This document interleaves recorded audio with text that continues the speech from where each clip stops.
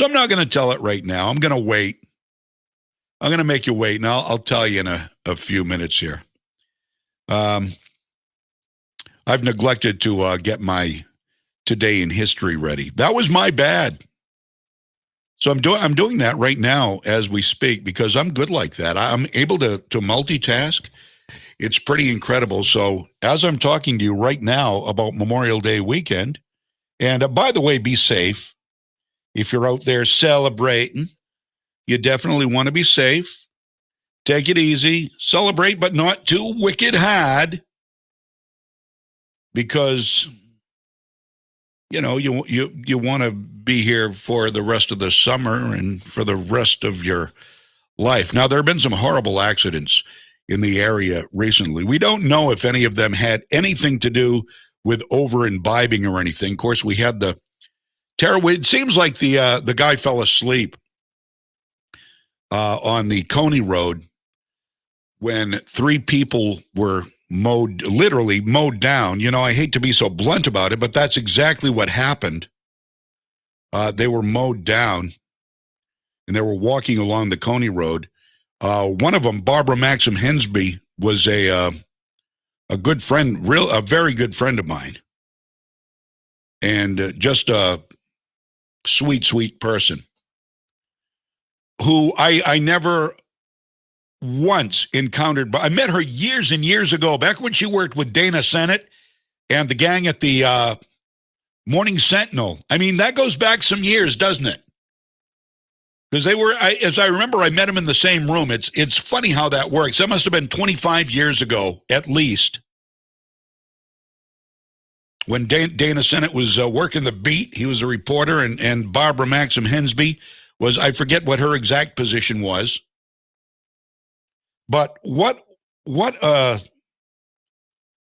great soul. What a beautiful soul she was.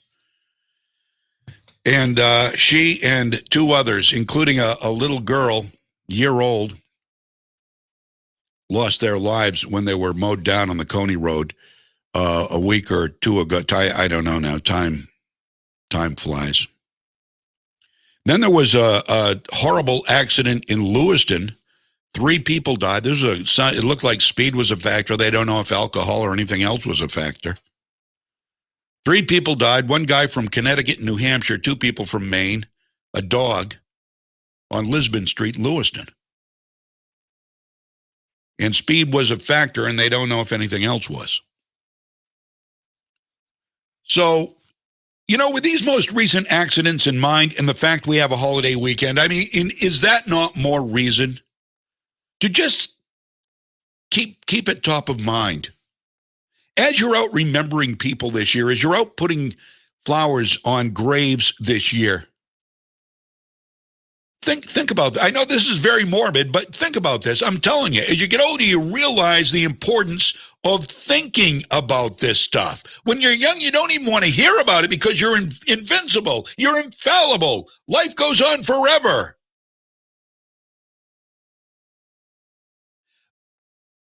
But when you've got experience in life and you start losing people around you who you knew would always be there, they're always going to be here. I'm not just talking about parents either. I'm talking about close friends, friends you grew up with, friends you did things with, people you hung out with. When you're putting flowers on their graves this Memorial Day weekend, picture others in your life putting flowers on your grave next year. You don't want that. Think about that. I'm just saying, again, not to be morbid, because I'm not a morbid guy. I'm a fun-loving guy. I like to go out and have fun like everybody else, especially love it when there's beer and food involved, beer and burgers. Yeah, oh yeah. But life is fragile, life is finite, and just remember that. That's all I'm saying. All right, so and while I was talking to you here, I got all my stuff ready. See, nobody even knew that I was multitasking. That's how good I've become at multitasking. No, not really. Not really. So I'm going to tell you a story about why I put lilacs and why I think I might. Let me look. Hold on. Well, I don't know. It looks like maybe the dandelions have gone by too, huh? They were all over my lawn a week or two ago. Now I don't see any out there. But I would put dandelions and lilacs on my parents' grave. I'll tell you why. You think, oh, the cheapskate. My wife went to Longfellow's yesterday and got a nice bouquet to put on her mom's gravesite. And Johnny James talking about putting dandelions and lilacs on his folks' grave. I'll tell you why in a minute. First, let's find out what happened on this day in history. Today is the 28th of May, and this is the Associated Press. Share. We'll be right back. May 28th, 1934. A medical miracle that later turns tragic in Ontario, Canada, where the Dion quintuplets are born. Ontario's provincial government deems the girls' parents to be unfit and puts the quints in a specially built hospital.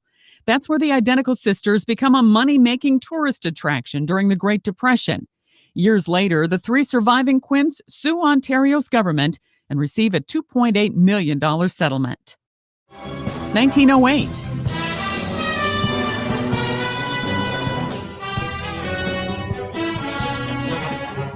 Ian Fleming, the novelist who created the fictional British super spy James Bond, is born in London.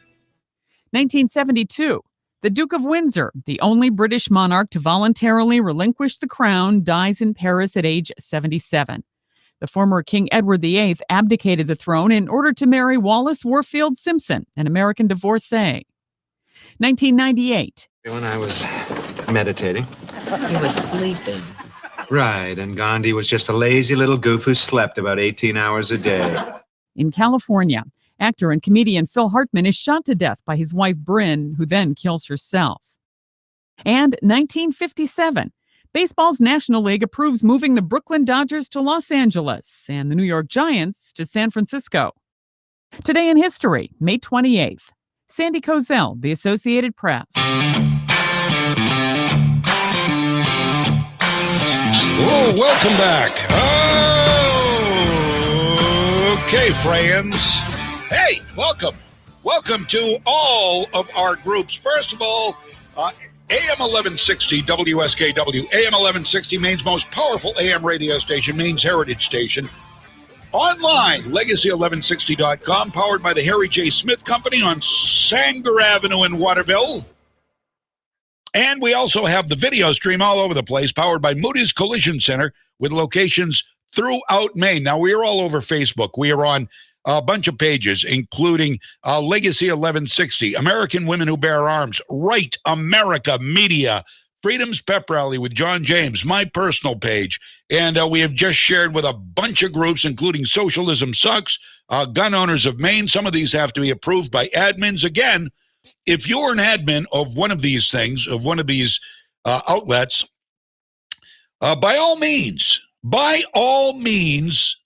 send us a request to post this show and Mike's show on your page, and it will natively, is that the right word, natively? Go there. It'll be a native post. It'll be like your page posted it. Only we'll take care of the back end work, and you don't have to worry about a thing. If you are of the same mindset that we are, or even if you're not, we need to get the word out, so it wouldn't hurt to share with people who aren't like-minded, and maybe one of them will stumble on it and get a little common sense knocked upside the head. Yeah. I had to teach a Maine talk sometime. Maine is has a very unique dialect. Mike, hey, Mike, how are you? Haven't seen you in a while. Have you seen the Kellogg's new Together cereal encourages children to think outside the box, aimed at LGBTQ choices? 5 o'clock? Is it 5 o'clock, Mike? That what you're telling me? 5 o'clock game today. And the game, by the way, today that you want to be a part of is one that is on Legacy 1160. It's Skowhegan at Winslow 4 o'clock. Okay, it's 4 o'clock game. Skowhegan at Winslow, 4 o'clock today. It's high school softball. And perfect. Good. I see all sorts of fingers there. That's good.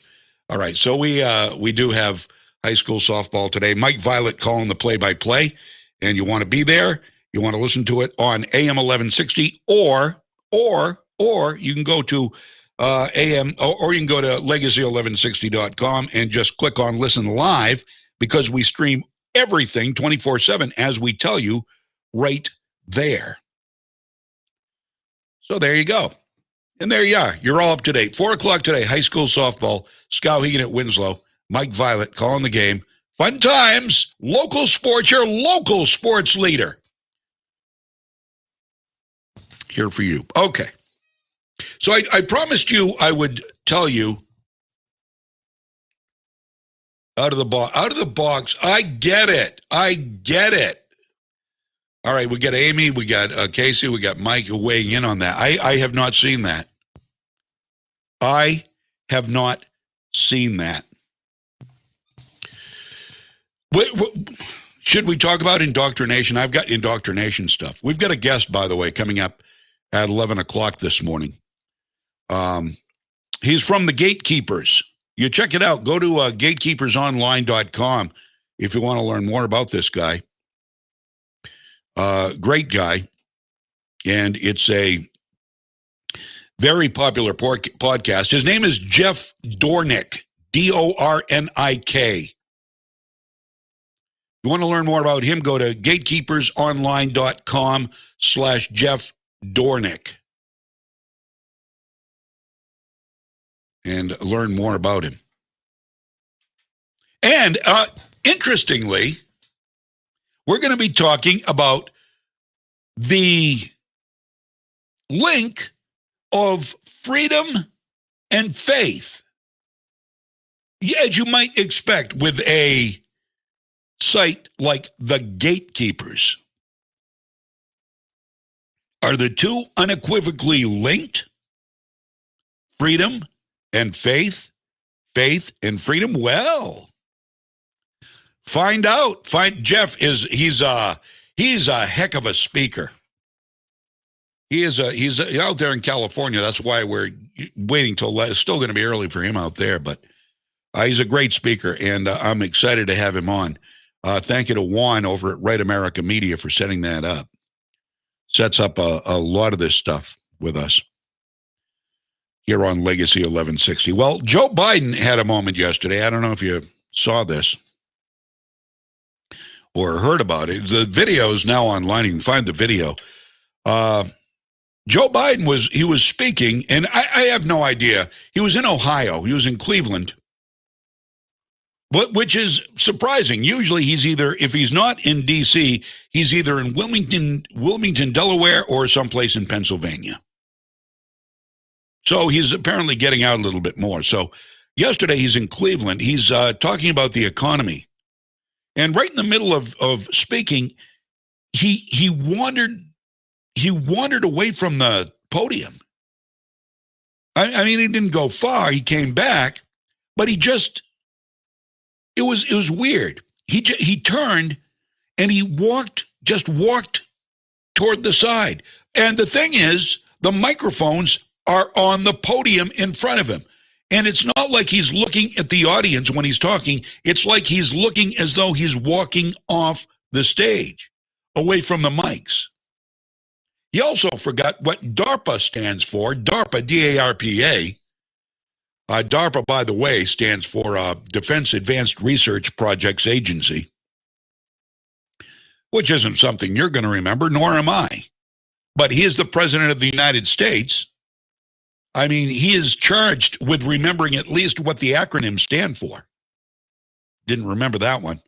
Now, listen to this. Here he is talking. I don't know what he's talking about here, but here you'll hear his voice fade out, and he looks like he's in a daze. He just wanders away from the podium. A little unnerving, actually. Listen, okay, here when his voice fades, that's when he's wandering off. And okay, here we go. mankind was the ability to forget. Because if it didn't do that, every woman would only have one child. So he just, so I don't know what he was talking about. Every woman only have one child. I have no idea. I'm not going to say that was kind of crazy because I don't know what the context was. But he did. He just got kind of, that daze he gets in? There are pictures of him in that. You can tell when somebody's not really there with you, can't you? And he looked like he just wasn't there. Just Google Cleveland, Ohio, Biden wanders off, and you'll probably find it. If you are inclined to look for that, I don't know why you would be, but just in case, I want to give you the way to find it right there. San Jose shooting the other day. This is big. This has been in the news, and this is huge. Not only because it's another mass shooting and that the Democratic governor is calling for gun control, because, neither of those are really a big surprise given the mental state of many people who are missed. I mean, the red flag laws that they have for some reason, they're red flag laws, and they have them in California where this took place. For some reason, the red flag laws don't pick up people who it should. But it will pick up people who it shouldn't. So, okay, that's a whole other conversation. According to Fox News, the suspect who police say killed 9 people in San Jose, California at a light rail yard on Wednesday was due to attend a disciplinary hearing that day over claims of racist remarks he made on the job about coworkers.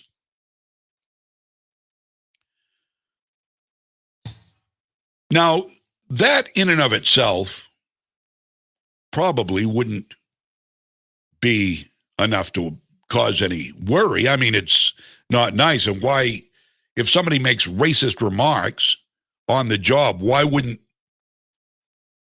that just be a fireable offense, maybe?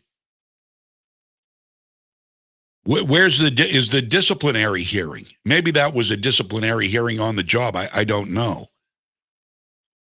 Because hurtful speech is free speech. If he's racist, he shouldn't work there. I agree. If he's going to make racist remarks, he shouldn't be working for any place. Yeah, that's the way I feel. I'm sorry. I'm not into racism at all. I'm not into that. Somebody's racist, I don't want to be around him. This guy was racist. Yeah, he should probably be fired. A disciplinary hearing? No, I don't know about that. Anyway, so he was due to appear for a disciplinary hearing. The police chief of San Jose, Samuel Cassidy, Samuel Cassidy was identified by police as a maintenance worker there at the San Jose rail yard. And that's the guy who gunned down the coworkers. And he looked like Sam Cassidy looked like a regular guy. He didn't look like any sort of a meanie or out of his mind guy. But you can't tell by looking at people sometimes. This guy clearly went nuts, came unhinged. He appeared to be a highly disgruntled VTA employee for many years, which may have contributed to why he targeted the employees there, according to the Santa Clara County Sheriff's Office. He'd been an employee there for about 9 years, this Sam Cassidy. Authorities found him to be carrying books about terrorism and notes about how much he hated the VTA. Customs and Border Protection officials found a black book filled with lots of notes about how he hates the VTA. They also looked at his baggage, his electronic media. And now here's where things get dicey. He apparently in the past has bragged about having guns and explosives.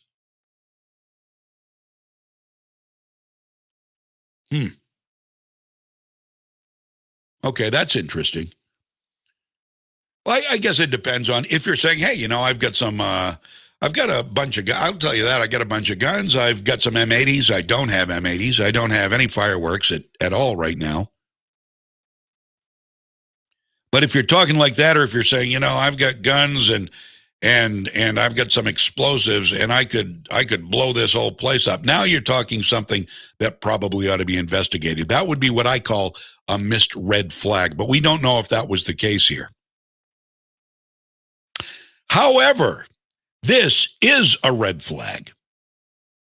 The shooter's ex-wife said he had talked about killing people at work more than a decade ago.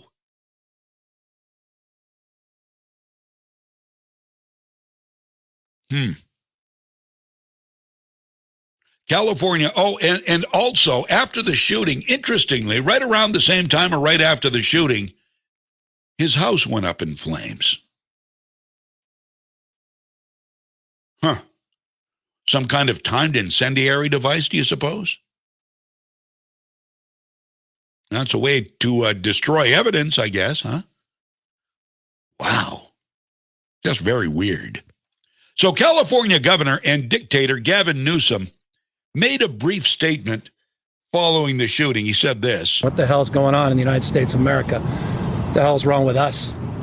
And when are we going to come to grips with this? When are we going to put down our arms, literally and figuratively, our politics, stale rhetoric, finger pointing? All right, there he is. There's the idiot. There's the dictator. No love, no thoughts and prayers for the families involved. I'm sorry. Go ahead. They're a godless party. Those progressives, they're godless. They are godless, aren't they? Oh, with prayers and thoughts. That's a gun control. That's what he's talking about right there. That's pretty transparent, isn't it? Gun control. When are we going to put the arms down, literally and figuratively? Governor, I hate guns, Gavin Newsom. Okay, here are some facts. I want you to know these facts. And please share the program, share the love, share the freedom. We got to get the word out. What the hell good is it if we sit here and we learn these things, we understand these things to be true, and we keep quiet about it? Oh, that was interesting. Okay. You got to share this stuff.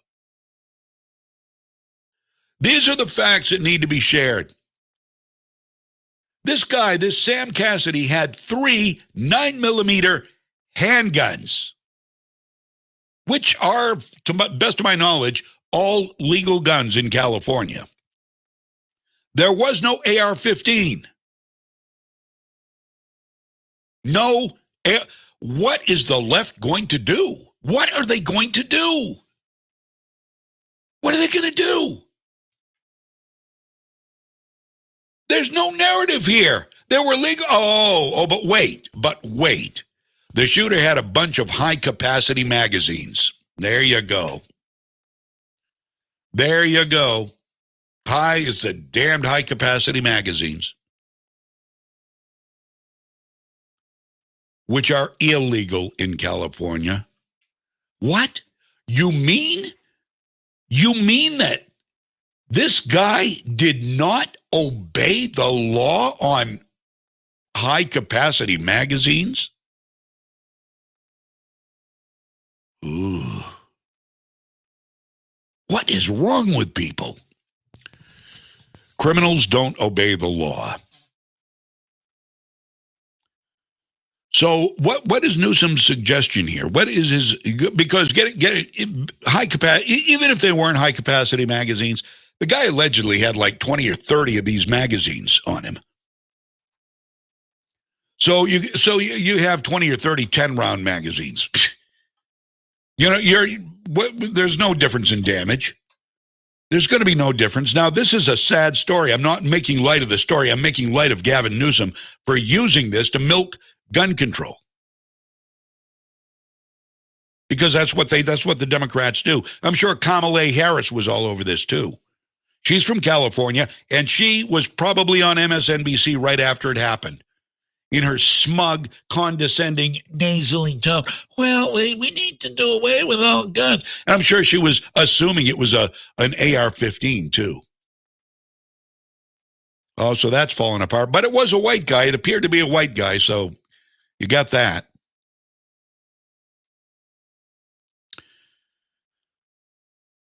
Fact is, criminals do not and will not obey laws.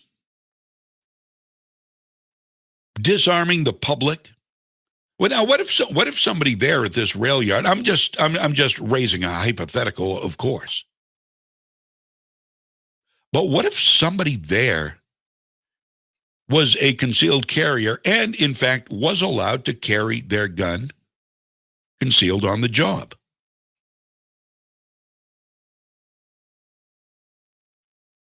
Would the toll have been the same?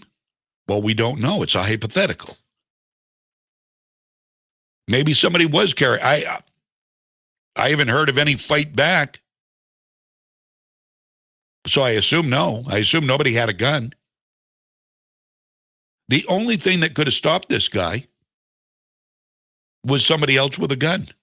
He ended up killing himself. But that's where the great governor of the formerly great state of California goes, right to gun control. Right there. No feelings for the family, nothing. Right to gun control. Not a surprise. But it just shows you what the left cares about. They care about the narrative more than they care about human life. Trust me, and that goes, you're just talking about Gavin Newsom. No, that's the way it is across the board.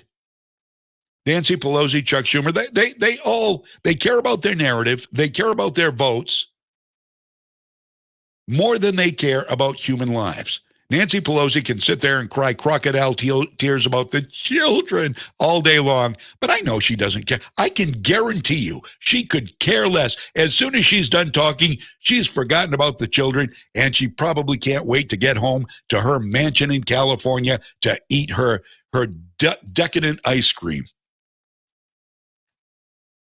Now, I'm allowed to judge, by the way. I can do that. So can you. You know these people. Their hearts are like an open book because they can't be they can't be anything but transparent because they're too dumb. They are so disingenuous. You can smell them from here. They're disingenuous to the point they stink. They stink. We've got more straight ahead. Please share the show. Come back. I'm John James. This is Freedom's Pep Rally. Legacy 1160 WSKW.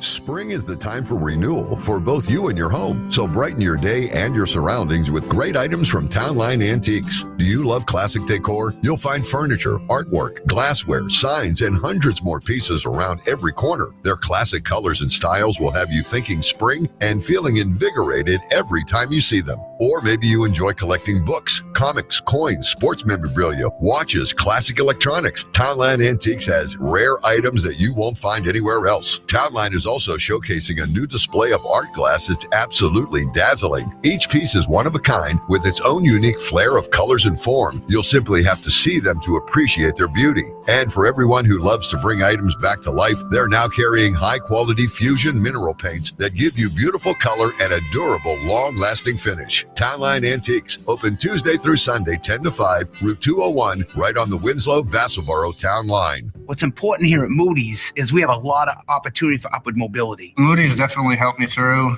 They sent me to school. I got my degree in business.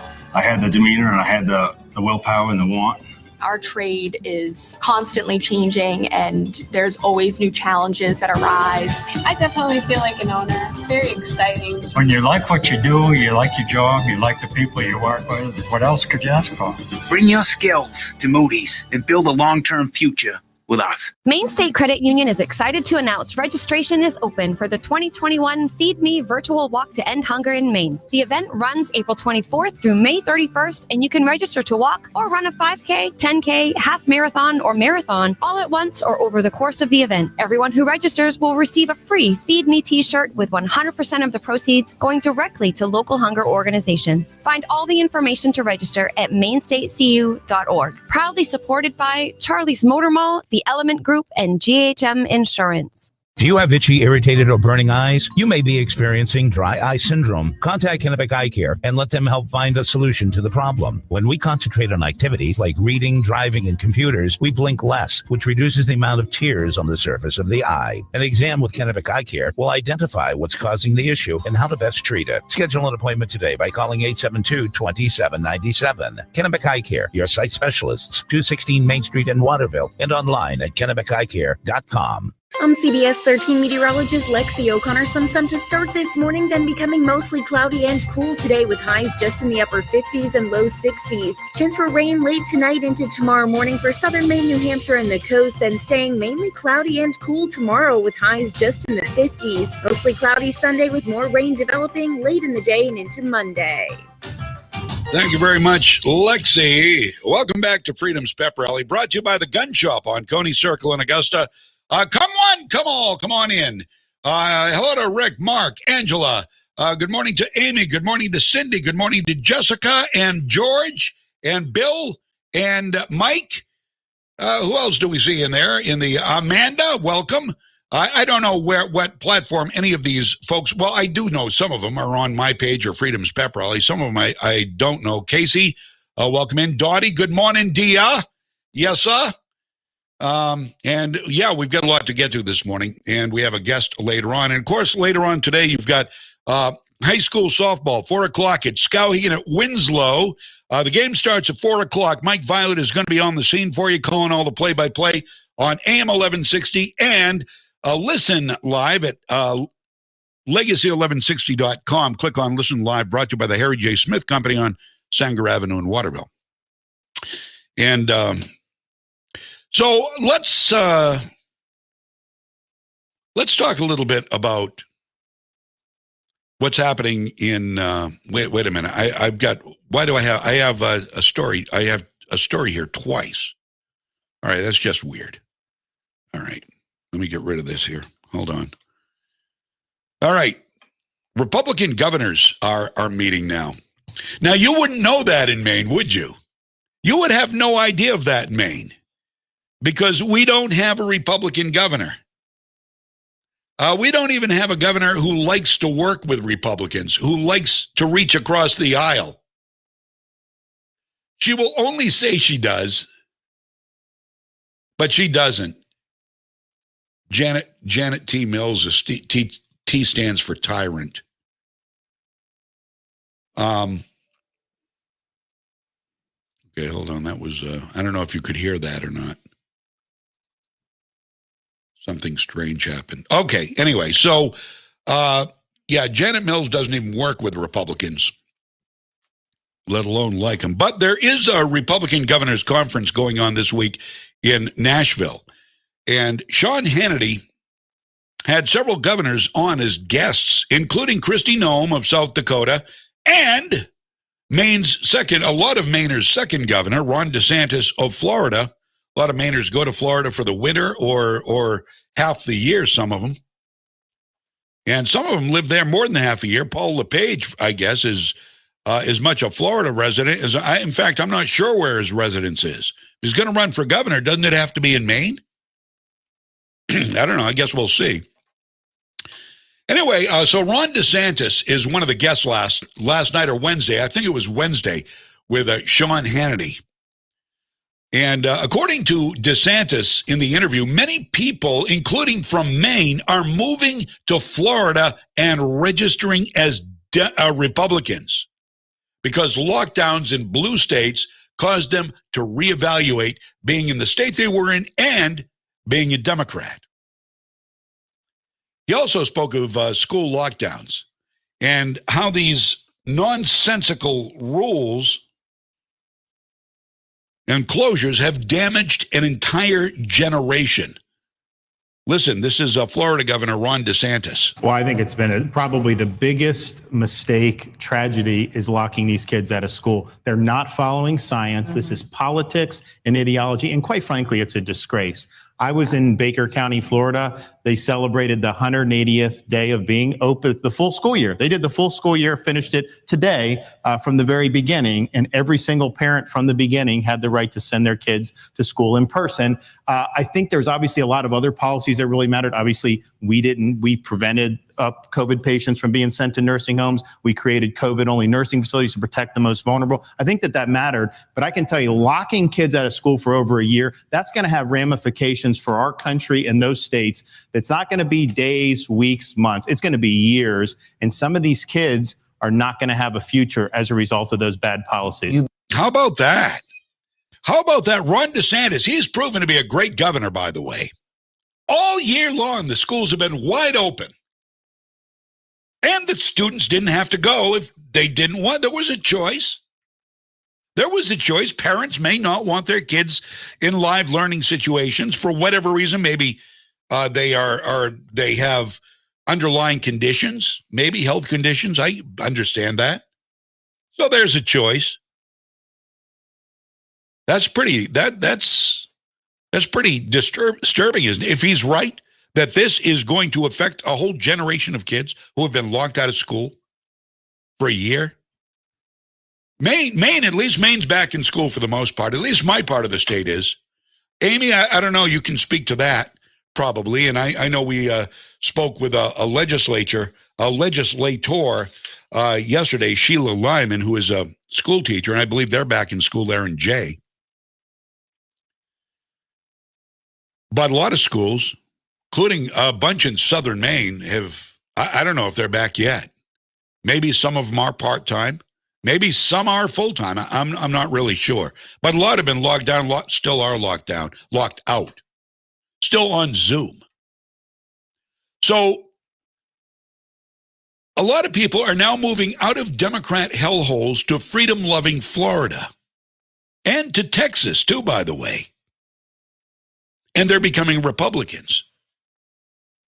They aren't coming to change it into the place they left either. Like we see here in Maine with lefties from Massachusetts and Connecticut and the like. They come to Maine and they want to make Maine just like the place they left. They left the place because it was too tyrannical. The rules were too strict, so they come here and they miss the strict rules, and so they try to do the same things. They try to pass gun control, and they try to not allow constitutional carry. They try to pass mandatory universal background checks. You know, this is serendipitous, I think, is what I'd call this. I actually found a piece by accident yesterday as I was hopping around links that Facebook friends had posted. I do that from time to time.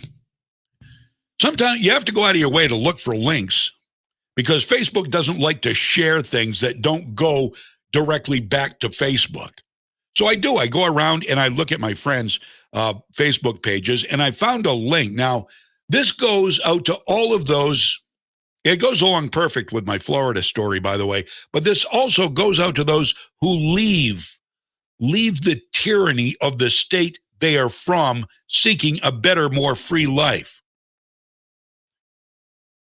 And then they try to change the place they moved to into the place they left, which doesn't make any sense, but the left, the progressive left, doesn't make any sense. And you know how I'm always saying that liberalism is a mental disorder?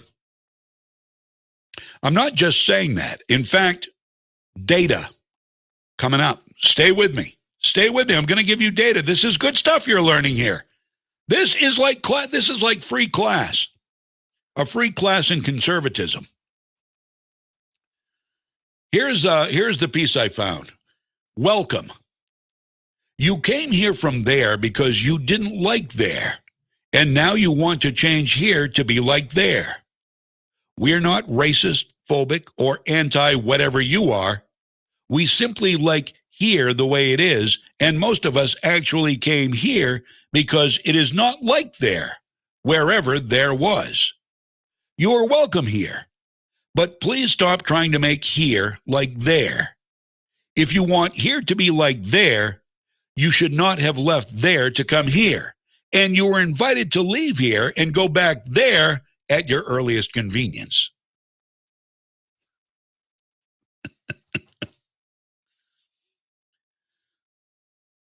Like that? I'm telling you right now, that speaks volumes. Speaks volumes. So mental illness. All right, here you go. Listen and remember. You don't need to remember all the data. I don't understand some of it, to be honest with you. I'll give it to you because it's here, but I don't completely understand what some of the terminology means. But it's very interesting, very concise, very direct, and very to the point. And it makes saying liberalism is a mental disorder accurate. Not just saying it to be mean. I've known this was a thing. I just haven't thought to find it. Now I found it. Here you go. So when I say the most progressive leftists are mentally ill or have a mental disorder, I mean it. According to a 2020 article in Mankind Quarterly, what I assert is the truth. It has been claimed that left-wingers or liberals tend to more often suffer from mental illness than right-wingers or conservatives. This potential link was investigated using the General Social Survey Cumulative Cross-Sectional Data Set, 1972 to 2018.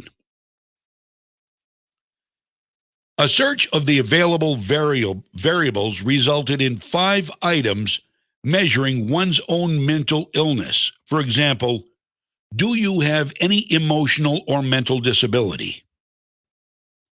All of these items were weakly, W-E-A-K-L-Y, weakly associated with left-wing political ideology as measured by self-report, with especially high rates seen for the extremely liberal group. These results mostly held up in regressions that adjusted for age, sex, and race. For the variable with the most data, N equals 11,338, the difference in the mental illness measure between extremely liberal and extremely conservative was 0.39D. And that's where I get a little lost. But I'm gonna make it a little bit more clear for you here. Because I being a simple guy, trust me, I like to simplify stuff if I can. Temporal analysis showed that the relationship between mental illness, happiness, and political ideology has existed in the GSS data since the 1970s and still existed in the 2010s, which go all the way up to the 2020s. Within the meta-analysis of all the results found that extreme liberals had a 150% increased rate of mental illness compared to moderates. The finding of increased mental illness among left-wingers is congruent with numerous findings based on related constructs, such as positive relationships between conservatism, religiousness, and health in general. Okay, here's your takeaway. I'll give you your takeaway right here. This is all you need to remember about this. I wanted to go through all the data. And this is not a conservative think tank. This is data. It was in Mankind Quarterly last year. However, the data is actually from ongoing research done by the Society Survey General Social Survey, GSS, cumulative cross-sectional data set. Okay, so here's your takeaway. Within study meta-analysis of all the results, extreme liberals, those would be your AOCs, Ilhan Omar's, now Nancy Pelosi's, Chuck Schumer's, Maxine Waters. Within those types, liberals had a 150% increased rate of mental illness compared to moderates.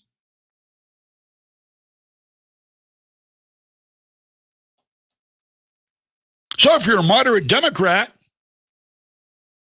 you're still moderate, you've stayed moderate. Sounds like you're still good to go. You haven't got the bug. You haven't got the brain bug.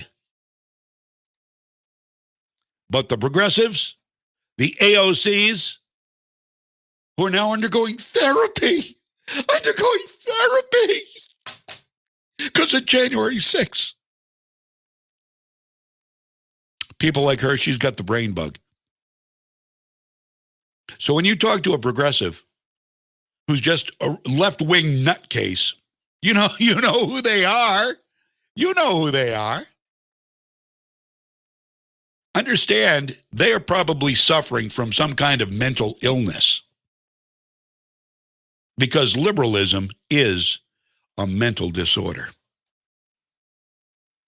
9:51. I'm John James, Legacy 1160, and this is Freedom's Pep Rally. It is brought to you by the Gun Shop on Coney Circle in Augusta, open today. You know what they've got there? Oh, I love this. I'll tell you what they've got there at the Gun Shop. I was in there the other day. If you're a person who likes guns like I do, some people care less. I know. It's like when guys talk about hot cars. Oh, I really like that 72 Chevy Nova with the side pipes. Had one. Actually, I think it was a 70, and it wasn't a Nova. It was a Pontiac Astra, which I think, I don't think a Pontiac Astra. What was that? Vega. It was the same as the Vega. Okay, so I had like a Chevy Vega 4-banger with side pipes and a spoiler called Night Fever. Chevy Vega, good Lord. I didn't even get a knockoff of a Nova. I got a knockoff of a Vega. Good grief. How embarrassing is that to admit? So anyway, no, guns. Let me tell you what I saw at the gun shop. It's a revolver. It's a hunting revolver, to be sure. I've got one of those. I've got a 460 XVR. Look that bad boy up. Smith & Wesson 460 XVR. It shoots 460 Magnums. It shoots 45 Long Colt, and it shoots 40. What was it? 40, 50. Oh my word! Isn't that awful? Was it 454 Casull? Thank you. I got so many calibers, I can't keep track of them. Yeah, 454 Casull, 45 Long Colt, and it shoots the 465 Magnum, which is the fastest production handgun round in the world. Or it was until this. I don't know the speed of the round that comes out of this revolver I saw at the gun shop, but it's a 45-70. Whoa, that's a rifle round, my friend. It's a 45-70 pistol made by Magnum Research. Same folks who bring you the Desert Eagle 50 BMG. So there is that. If you want to get a unique, and I'd like to get it, but I think I haven't bought a gun for, been over a year, which believe me, that's pretty darn good for me. I'm doing good. I'm on the wagon. I'm on the gun wagon. So yeah, they've got the 45-70 there in pistol form, which, like I said, is a rifle round. I don't know if it's faster than the 465 extra velocity round from Smith & Wesson, which is fun to shoot. It's so much fun. It's a big gun. Maybe I'll show you sometime. Maybe I'll get it out of the safe and show you sometime. Would you like that? Would you like that? A little show and tell here on the show? You know, it's not something I can do when I'm at the radio station, but I don't know why on earth I couldn't do it here. I'm not going to shoot it, or I'm not going to shoot the computer. Don't worry about me. Gun safety, baby. I can even do a gun safety class. Maybe I'll invite Andy Reardon or who else do I know that we could get on here? Oh, Tatiana Whitlock. I could get one of the ladies on here. We could do an impromptu gun safety course during the show. I think that might be a lot of fun. Anyway, I don't know where I was going with that. But gosh, it sure was fun to talk about guns. Before we take a break for the top of the hour, let me give you a little sports news. In baseball, a giant Trump 1 banner was unfurled in the grandstand at Yankee Stadium last night. Now, I don't know if Mike had this or not. I'm sure Mike did. Mike always, speaking of that, I do want to mention, there is softball this afternoon. It is 4 o'clock here on Legacy 1160 at Skowhegan at Winslow. Softball, 4 o'clock.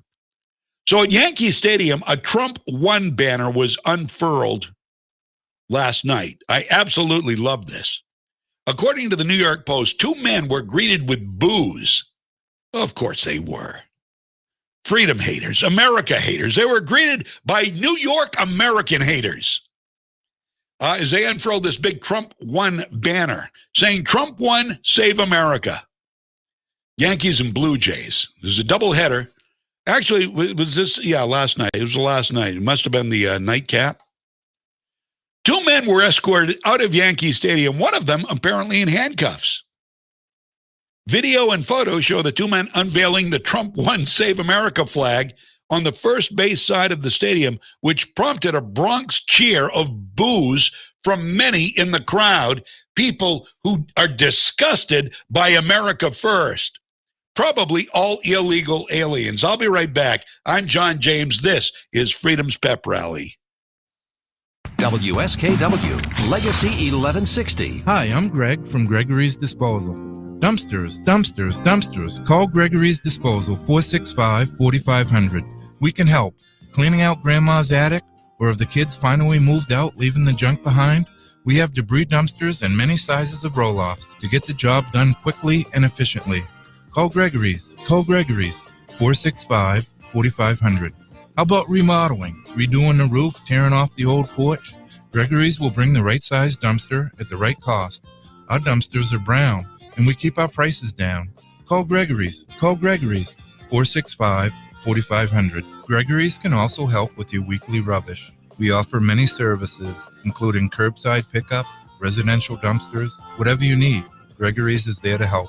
Call Gregory's, 465-4500. In case you missed it, call Gregory's Disposal, 465-4500. Hey folks, who's thinking about spring? Hi, this is Bernie from Trailside Performance. If you're taking on those tough chores around your property, come check out the #1 selling farm tractor in the world, Mahindra. Not only are Mahindra tractors tough, but they come with a 7-year warranty to back it up. With Mahindra, there's no regeneration, no diesel particulate filter, and no hassle. I personally invite you to our Winslow or Newport location to learn more about Mahindra and their awesome discounts and finance programs. At Trailside Performance, we service what we sell, and we sell Mahindra. It's a new year. Aren't you tired of walking over the same beaten up old flooring? It's time you installed a new floor that offers premium durability by contacting HT Winters about their line of Tarkett Pro Gen tile and wood flooring. Tarkett is designed to stand strong in all seasons against water, dirt, and sunlight. The best way to improve your home this winter is to install Tarkett Pro Gen tile and wood flooring. HT Winters, 43 Bay Street in Winslow, and online at htwintersflooring.com. Spring is the time for renewal for both you and your home. So brighten your day and your surroundings with great items from Townline Antiques. Do you love classic decor? You'll find furniture, artwork, glassware, signs, and hundreds more pieces around every corner. Their classic colors and styles will have you thinking spring and feeling invigorated every time you see them. Or maybe you enjoy collecting books, comics, coins, sports memorabilia, watches, or classic electronics. Townline Antiques has rare items that you won't find anywhere else. Townline is also showcasing a new display of art glass that's absolutely dazzling. Each piece is one of a kind, with its own unique flair of colors and form. You simply have to see them to appreciate their beauty. And for everyone who loves to bring items back to life, they're now carrying high-quality fusion mineral paints that give you beautiful color in a durable, long-lasting finish. Townline Antiques, open Tuesday through Sunday from 10 to 5. Route 201, right on the Winslow-Vassaboro Town Line. Hi, my name is Tony Esposito from Rockland Ford. If you haven't heard, things are getting even crazier in the car business. Computer chip shortages mean that we have no idea when we will be getting new vehicles. Now, what does that mean for you? Your used car has skyrocketed in value.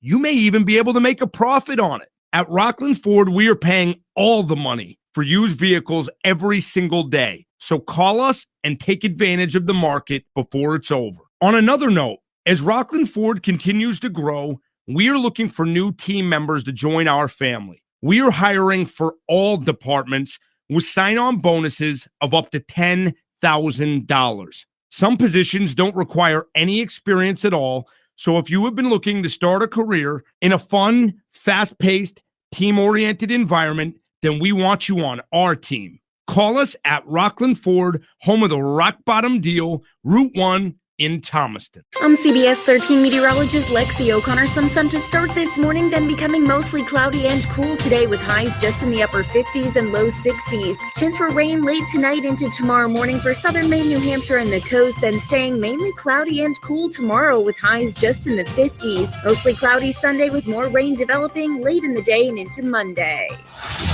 From the Home Auto Group Studios, Farmington Ford and Franklin Chrysler in Farmington. This is WSKW, Skowhegan, Augusta, Waterville, Legacy 1160. ABC News, I'm Elizabeth Schulze. 1 year ago, the TSA was screening about 300,000 air travelers each day. This weekend, it could be 2 million a day, and Homeland Security Secretary Alejandro Mayorkas tells ABC, we are getting out of the COVID-19 pandemic because of a concerted federal effort, and we need to stay strong and really put this behind us. He said the federal mandate requiring masks in airports and on airplanes is likely to remain in place until mid-September. Before heading to Delaware for the weekend, President Biden is expected to tout progress against the pandemic today in Virginia.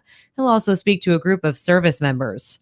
Senate Republicans are poised to block the creation of a commission to investigate the January 6th insurrection at the U.S. Capitol. 3 Tacoma, Washington police officers are likely to be arraigned today in connection with the death last year of an African-American man, Manny Ellis. 2 of the officers are facing second-degree murder charges. This is ABC News.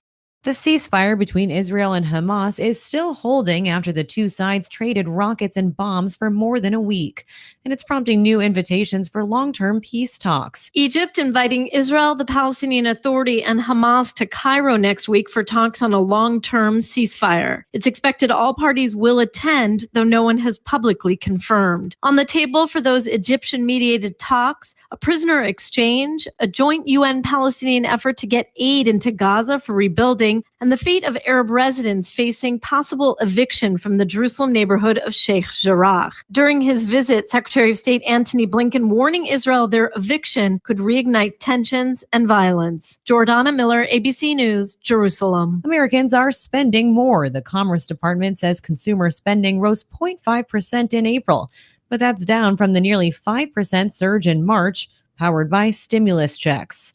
Elizabeth Schulze, ABC News. Next caller, who's this? Hi, this is Dan from Navy Federal Credit Union. I just want to give a shout out to all the men and women of the armed forces. Happy Military Appreciation Month. Okay, next caller. Hi, this is Sam from Navy Federal Credit Union. During Military Appreciation Month, Navy Federal wants to celebrate the commitment that connects us to our military members. Share your own shout out with hashtag Mission Military Thanks. Navy Federal Credit Union. Our members are the mission. Insured by NCUA. Summer, it's almost here, but Memorial Day savings are already at the Home Depot. In-store, online, store-wide. Like 5 bags of garden fresh mulch for just $10. Save on everything from flower beds to a fresh coat of paint. From power tools to ceiling fans. Ready, set, summer. Memorial Day savings, here now, only at the Home Depot. How doers get more done. Limit 75 bags per customer. Color selection varies by store. While supplies last, continental U.S. only. Oh, boy, I'm sorry I missed that disclaimer there. I apologize for that, Home Depot. Whatever happened to You Can Do It, We Can Help?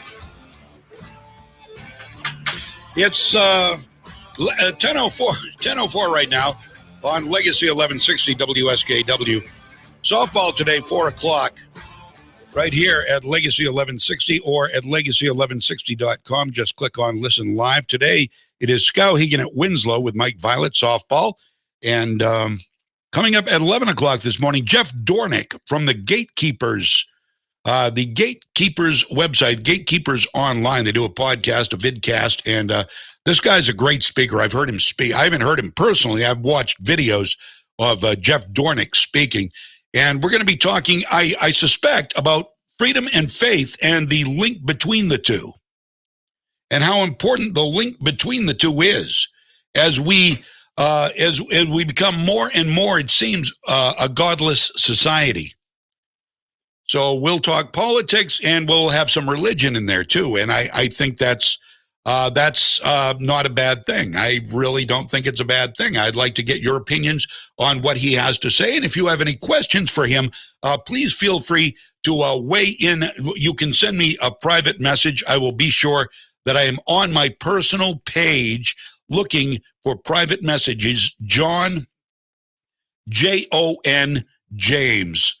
That is where I will look for any private messages. Otherwise, just post them right here on the social media feed of the broadcast, and I will be sure to see them and ask Jeff when he is here with us next hour. I'm just making sure I'm on my page so I don't miss any messages. And as you know, I'm a really crappy multitasker. So you're giving me a second. I do appreciate that. Okay, we there? We're there. Okay. Where do we go? Boy, we've got a lot of stuff. There's so many different directions we could go. I want to talk a little bit here about Marjorie Taylor Greene. She did it again last night. Marjorie Taylor Greene did it again last night. She said something that triggered people, and oh boy. I'll tell you why conservatives get in trouble. I'm not talking about Marjorie Taylor Greene either. I'm talking about people like Kevin McCarthy of California, who I like Kevin McCarthy. Overall, I think Kevin McCarthy's been really good, especially during the Trump presidency. But now, they become spineless. I'm sorry, there is no place in the current Republican Party for people without a spine. Excuse me again. There is no place for people without a spine. Donald Trump is the standard for the new Republican Party. Donald Trump apologized for nothing. Now, am I ever going to say anything I may apologize for? I don't know. It's possible. I suppose it's possible. Usually, as far as I will go ever, is I will apologize to you if I hurt your feelings. I know. I will apologize for hurting your feelings, not for what I say. Okay, remember this. Remember Kevin McCarthy, Marjorie Taylor Greene. And we're going to talk about this. I don't care when it comes to talking about politics. One thing I don't care about personally is, and I don't want to trigger you now. Please don't be triggered. I don't care about your feelings. Boy, that's taking a chance now. I just told you point blank, directly, I don't care about your feelings when we're talking about politics. I don't.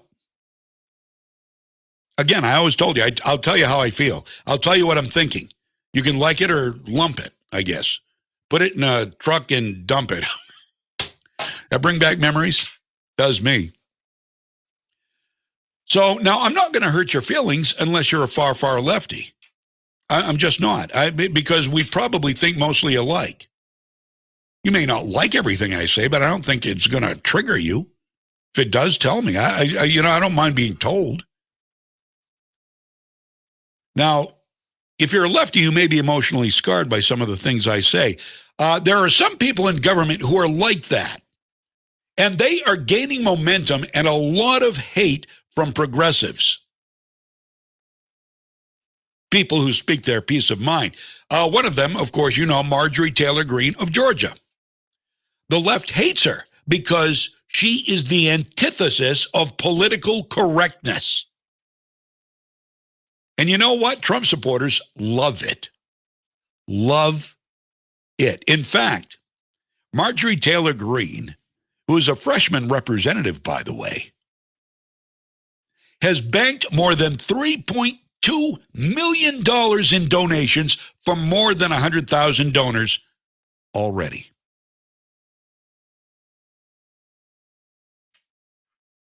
You know who's going to lose donations?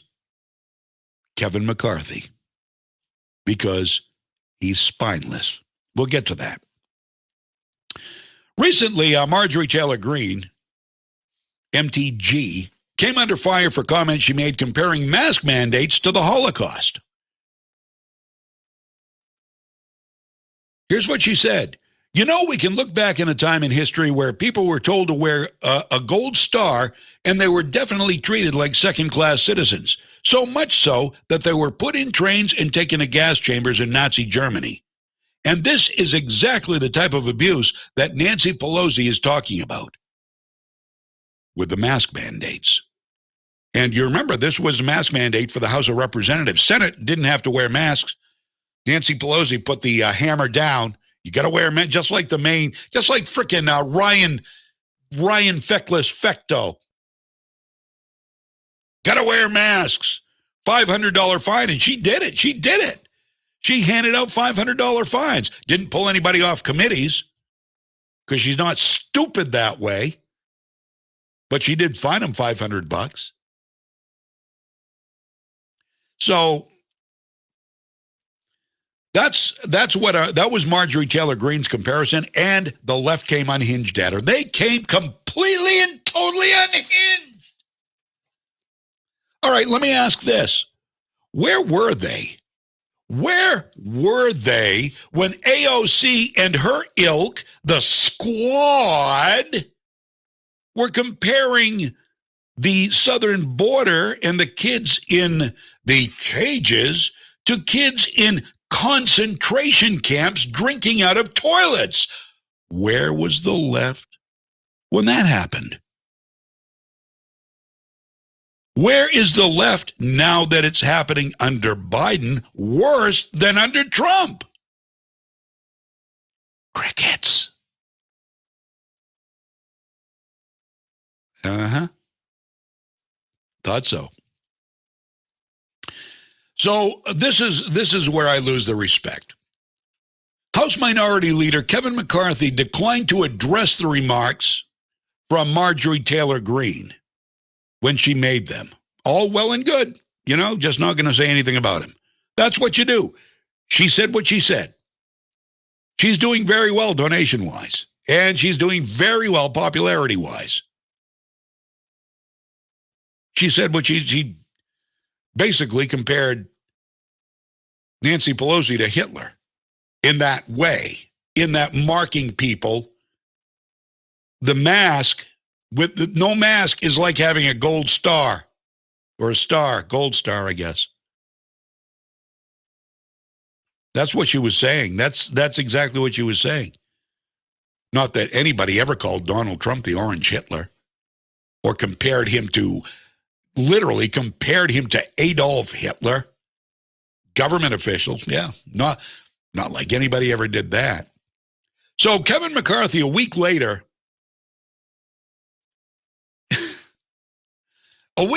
Kevin McCarthy criticized Marjorie Taylor Greene under pressure from donors.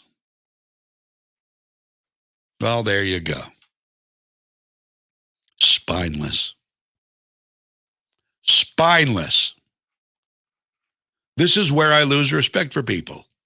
You're going to get more donors for taking a stand and not backing down. When you do what McCarthy did, you show your solidarity with the left and very weak leadership skills, by the way.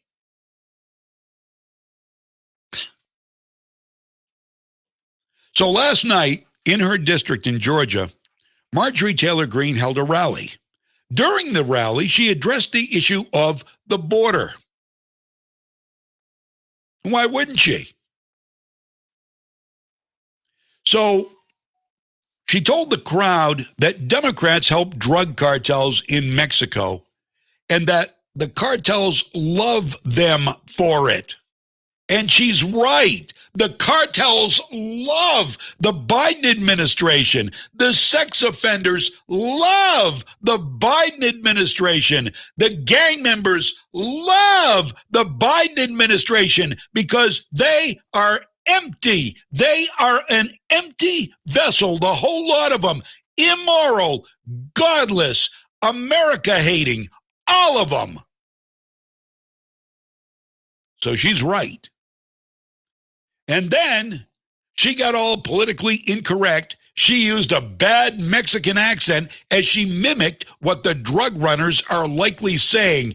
God bless MTG. God bless America. Here she is talking about Joe and the Democrats last night in Georgia. No, they're in business of helping the cartels. The cartels love the Democrats. Yeah, they're down there. They're like this. They're like, we're making a lot of money off of Biden, Joe Biden. That's my really bad Mexican accent. That was a really bad Mexican accent, but hey, it is what it is. Does she mean she hates people from Mexico? Of course not. Of course not. Does that mean the left and some on the right are butthurt triggered for stupid reasons? Yeah. Is Kevin McCarthy going to apologize for that too? I mean, she's already lost her. She did get booted from committees. She lost her whatever. I can't remember. This goes back a couple of months when she lost committee assignments. They hate her because she's unafraid. They want people to look. She's not representing the idiots in Washington. She's not representing the morons in Congress. She is representing the people of her district in Georgia. Who the hell are they to pull her off committees? Who the hell is Ryan Fecto to pull people off committees? I mean, take away their lunch stipend for a week or something. That way it hurt. If you want to punish them, take away their lunches for a week, their lunch allowance. You don't take them off a committee where they represent the frickin' people, you moron. Ryan Fecto, you feckless moron.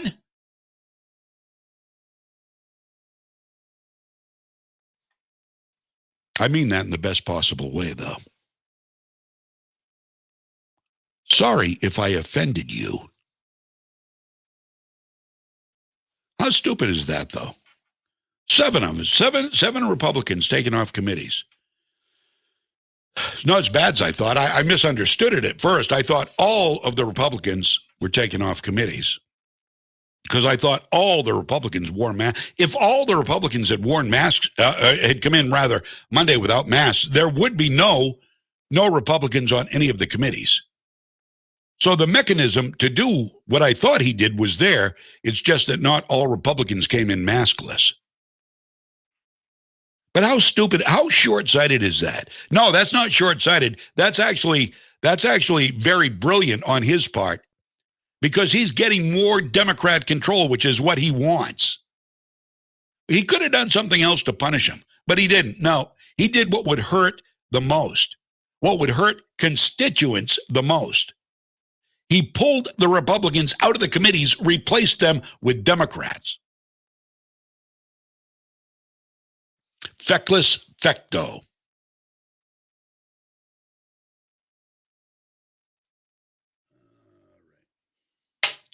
10:19 right now on Legacy 1160 WSKW. Coming up, we have Jeff Dornick of the Gatekeepers. And man, I just got a text here. I want to make sure we're still on for that. I texted. I didn't have Jeff's number. I do believe probably I've got it now. We do everything on the fly here. Okay, 5 o'clock on the game. They changed it back to 5 o'clock. So here's the dealio. First things first, 5 o'clock today is the softball game on Legacy 1160 between Skowhegan and Winslow. It's going to be at Winslow. So there you go. Starting at 5 o'clock today, 5 p.m., Skowhegan at Winslow. Mike Violette calling the play-by-play right here on Legacy 1160 and at legacy1160.com. Your local sports leader. And good, okay, and I've got Jeff's number. So we're covering some ground here this morning. That's good, keeping me in line. 10:21. Legacy 1160, WSKW. I was going to air this piece yesterday, but I discovered it when I was on the radio. I've now found it and had time to put it together, and it's a sign of the times here. It's a sign of the unfairness in America. How unfair is America in its quest to always be politically correct? You know what the idiots on the left don't understand? Yeah, I call them idiots. Again, if you're an idiot, I apologize for offending you. I don't apologize for what I say because it is proven. It is proven. I read you the data earlier. Go back and listen later if you want to. I've proven it. The left is 150% higher chance of having a mental disorder than moderates. 150. So when I say liberalism is a mental disorder, far leftism is a mental disorder, covered that. We've been there, done that. Truth. So in their quest to be more politically correct to the fringe of our society, they are being more politically incorrect to the majority of our society.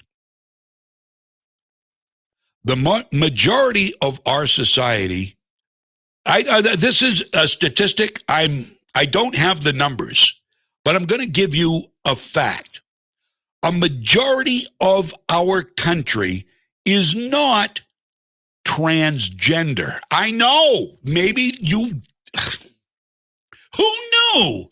Who knew? I know that's hard to believe. Now, if you want to be transgender, I'm not going to criticize you. It's not. Why is it my place? It's not my place. It's not your place to criticize what somebody else does. Unless they throw it in your face by doing something that steps on your constitutional right to life, liberty, and the pursuit of happiness. But as I always say, and I maintain, the left doesn't care about constitutional rights, nor do they recognize, because remember, they're mentally ill, many of them. I'm not making it up. It's proof. Many of them are mentally ill. They don't have objective thinking. They don't have critical thinking. They don't even think. They follow the mob. They follow the mob. They're groupthink. They're mob followers. They're sheeple. They're lemmings. They're serfs. They love government. They hate individual thought. So here's the whole issue with transgenderism. A lot of it stems, most of it, as a matter of fact. Most of my rub with the transgender movement all comes down to this deal where transgender females, that is, females who were formerly males, get to play in girls' sports. And, in fact, get to, in many places, use the girls' locker rooms. Nope. Sorry. Big constitutional no-no right there for me. Not fair, not for a minute. Just because a duck thinks it's a chicken doesn't make it a chicken. Even if you put a comb on its head, even if you clip its beak down to look more like a chicken, right? Even if you cut the webs off its feet and do all of these cosmetic changes to it, it's still going to quack. It's still going to want to swim.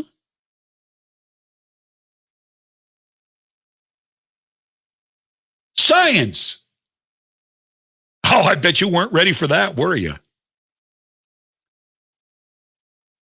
Still a duck. Wow, listen to that chicken. Whoa, that sounds like a duck. Well, yeah, because it is a duck. All right, so you take the duck and the chicken, right? Now you've got a trans something, I don't know, a trans avian. You've changed from a duck into a chicken. Now, follow this now, okay? You take the duck that is now a chicken, identifies as a chicken, looks like a chicken. I know I'm going to be called out. Oh, you're oversimplifying this whole thing. No, I'm not. No, I'm not. I'm being objective. I'm a critical thinker. I bet you couldn't have thought of something like this. Okay, so now and I just thought of this on the whim. I just thought of this as we're talking here. So you take the chicken and the trans-chickened chicken, or the trans-chickened duck, and you get out of the pond. And they're going to race. They are going to race. This isn't a road race. This is a race in the pond. So you chuck them in the water. Who's going to win the race? Duck or chicken? Oh, I'm sorry. The trans chicken, or the chicken. Well, the trans chicken is going to win the race because the trans chicken was a duck. Do chickens even swim? Is the chicken's going to probably drown? Not that the former duck is going to go that fast now that the web feet are gone, but still, hey, they've still got the ability. They've still got the muscle memory, as it were. Oh, I don't care if I get in trouble. I really don't, because I'm right. I'm absolutely right. It's unfair. It is unfair. This is my rub. People want rights. I'm all for the rights, but it's when special rights. Oh, we don't want special rights here. You always want special rights. Always. Just give it time. You get an inch, you take a mile. That's just human nature, and this is what's happening here. Have you ever seen the movie A League of Their Own? Think about that title for a minute. Just a thought. So USA Today was the focus of a lot of criticism this past week following the decision to edit an op-ed written by a former female Connecticut high school track star, fastest girl in the state, Chelsea Mitchell, who opposes the participation of transgender athletes in girls' sports, as she should. The liberal newspaper, USA Today, which I used to subscribe to, never will again, published Mitchell's op-ed on Saturday, but they updated it with an editor's note on Wednesday to apologize for what it referred to as, quote, hurtful language.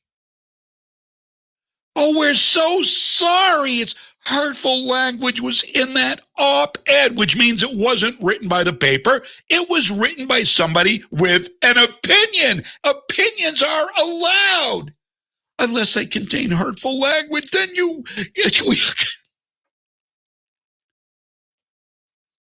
I have lost so much respect for former great organizations, what I thought were great media outlets. I've lost so much respect for them. I have gotten a lot more self-respect because I dare to say things the big guys don't dare to frickin' say it. They have no balls. Sorry. Not sorry. Sorry if I offended you. And that was probably a poor choice of words, given the story I'm doing right now, too. So anyway, USA Today apologized for hurtful language, which wasn't even from them. It was an opinion from a young woman who lost races because transgendered girls were allowed to race against her. So they, in essence, apologized on her behalf. She wasn't sorry. Why are they? This world is topsy-turvy, upside down, stupid. Stupidest times ever, as Mike Violette says. Stupidest times ever. The hurtful language was the word male, by the way. That's what USA Today did the big rewrite and apology for, because Chelsea Mitchell used the word male when talking about males in female sports. Oh my word, that's so hurtful. No, you know what? It's politically incorrect for transgendered girls to think it's okay for them to be in girls' sports. That is politically incorrect. That is hurtful. Literally, that is literally hurtful. The word male triggers you, so that's considered hurtful. That's not hurtful. That's truth. Truth hurts. Truth hurts. That's what's hurtful. Truth. You can't stand it. The media can't stand truth. The media won't allow truth to be said, even by somebody else who has an opinion. Will not allow it. USA Today ought to be ashamed. They should be ashamed. So Fox's Steve Ducey asked Chelsea Mitchell, you referred to them as male runners, right? Yeah, there's a clear distinction between biological women and biological males. And when talking about this case, we want to be as clear as possible that this is simply about biology. So that's why we use biological terms when talking about it. But for them to change it is really frustrating, just because without that, our case kind of just goes out the window. Goes out the window. And there is a court case going on now, too. Ducey asked Mitchell, formerly the top female runner in the state. Listen to this. You've got to listen to this. Steve Ducey asked Chelsea Mitchell, former top female runner in the state, how often did the trans girls beat you in races? They beat me almost every race. I personally lost 4 state championships, 2 all New England awards, and countless other opportunities to advance and place and medal, just because there was a biological male in my race. Okay, and that is why you joined this original lawsuit. But Christiana, the lawsuit was just thrown out by the judge. On what grounds? Okay, on what grounds? On what grounds? Well, here are the grounds. Are you ready for this? Christiana Holcomb, legal counsel for the organization working with Mitchell and other female athletes to legally fight the inclusion of biologically born male athletes in girls' sports, was on the episode with Chelsea. She confirmed the judge threw the suit out, and she is not accepting it. Why was it thrown out? Well, because the transgendered females have now graduated. That's the basis for why it was thrown out. Here is the attorney for Chelsea Mitchell. Look, the court got it wrong. The court essentially told Chelsea and the other female athletes that their accomplishments mean nothing.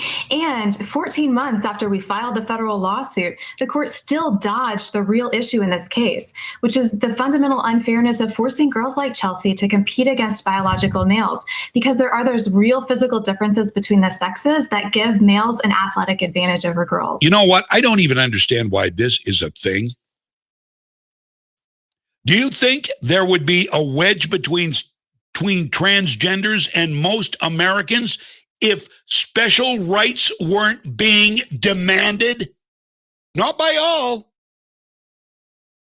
There are some people who are transgendered, like Caitlyn Jenner, who are saying, leave this alone. Formerly male athletes do not belong. And this is an athlete, Bruce Jenner, decathlon winner, understands the difference between males and females. But the left hates Caitlyn Jenner because Caitlyn Jenner has some conservative views, and we don't like that. It's a mental disorder. We have proof. It's a mental disorder. So Christiana Holcomb, attorney for the group trying to keep Connecticut transgendered girls out of female athletics, is who you're listening to now. So the judge threw out the case because the two transgendered girls involved in the case have graduated. But Holcomb says the fight will continue. That's exactly right. Look, Chelsea and the other female athletes all have records that need to be fixed. And let's keep in mind, the bad policy is still on the books. And last time around, a biological male athlete competed on the boys team for 3 seasons, turned around, and just 2 weeks later started to compete in the girls category and dominated. So this can come up very quickly. We need to get this policy fixed. Unbelievable. The language was hurtful. This isn't hurtful to real biological young women, not hurtful at all to them, even though it will change the trajectory of their lives. But using the word male, oh, so hurtful. So hurtful. USA Today has to do a rewrite and an apology. Give me a frickin' break, you scumbags, you idiots, you lowlife, spineless, feckless, formerly great, I think, publications. I used to subscribe. I would subscribe to that rag now if you paid me to take it.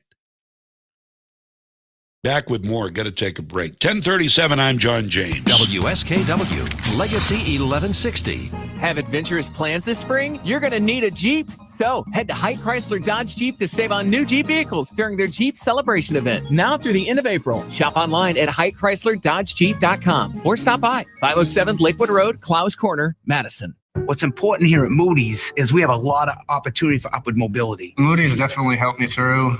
They sent me to school. I got my degree in business. I had the demeanor and I had the willpower and the want. Our trade is constantly changing and there's always new challenges that arise. I definitely feel like an owner. It's very exciting. When you like what you do, you like your job, you like the people you work with, what else could you ask for?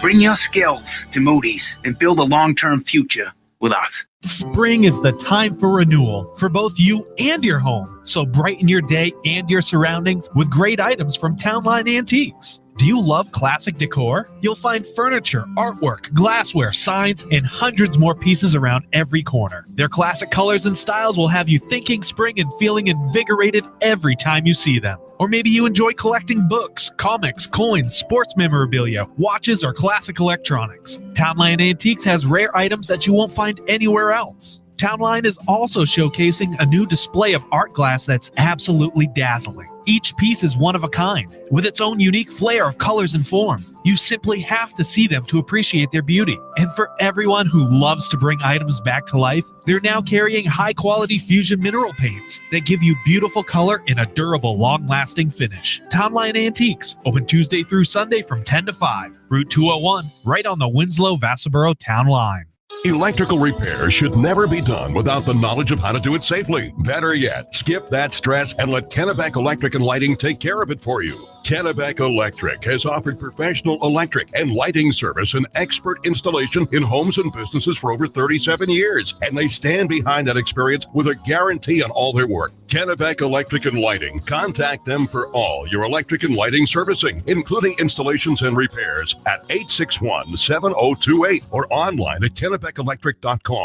I'm CBS 13 meteorologist Lexi O'Connor. Some sun to start this morning, then becoming mostly cloudy and cool today with highs just in the upper 50s and low 60s. Chance for rain late tonight into tomorrow morning for southern Maine, New Hampshire, and the coast, then staying mainly cloudy and cool tomorrow with highs just in the 50s. Mostly cloudy Sunday with more rain developing late in the day and into Monday. Welcome back. Legacy 1160 WSKW. This afternoon, Mike Violette on location. 5 o'clock, Skowhegan at Winslow. High school softball from your local sports leader. Legacy 1160. If you can't be there, be here. Legacy1160.com. Listen live, powered by the Harry J. Smith Company on Sanger Avenue in Waterville. And also, you can listen on AM 1160, of course. And the Freedom's Pep Rally and the Mike Violette Show every day are on video. We're on video every day, and we are powered by Moody's Collision Centers. They have got locations throughout Maine, and we appreciate your being here. We do. We love having you here. Appreciate your sharing, and I'm serious. I mean, all love to you. I mean, this is great. We need to share a little bit more. Again, if you... I wouldn't wipe my butt with a paper, even if sandpaper was my only other choice, Dottie says. Regarding USA Today. Why no love for USA Today? Well, if you just tuned in, I'll tell you. I understand people are in and out all the time. They were just talking about how they took a young woman, Chelsea Mitchell of Connecticut. They took her op-ed about a lawsuit she's involved in, which is trying to make it so transgendered females cannot play in girls' sports. She was the fastest runner in girls' high school track. On her way to scholarships, I don't know what her ultimate goal was, but 2 transgendered girls came in, and they pretty much, swept the floor with the girls, the biological girls, and cost. And so rather than anybody apologizing for that, USA Today apologized for the hurtful language, and they rewrote the article, taking the word male out, because calling a transgendered girl a male is hurtful. So USA didn't let that go, even though it wasn't they that said it. They took it upon themselves to change Chelsea Mitchell's language, which is just idiotic. But that's where we are. We're in a very idiotic time now. Coming up at 11 o'clock, from the Gatekeepers, we have got Jeff Dornick, founder of the Gatekeepers. And what we're going to talk about is faith and freedom and how they are unequivocally linked. Now, I don't know if, I know we have different faiths out there. We have people that are probably atheists or agnostics. Well, you're still welcome here, but and I hope you listen, it might get a little uncomfortable. Being a guy of faith, though, this is right up my alley, and I do believe personally that removing God from everything public, everything government, has been one of the problems in our society. Maybe, arguably, the biggest problem in our society. That and the lack of backbone. Parents today want to be friends. I had this conversation with my wife the other day. You know, there are people in our lives whose parents are, you know, more like old buddies.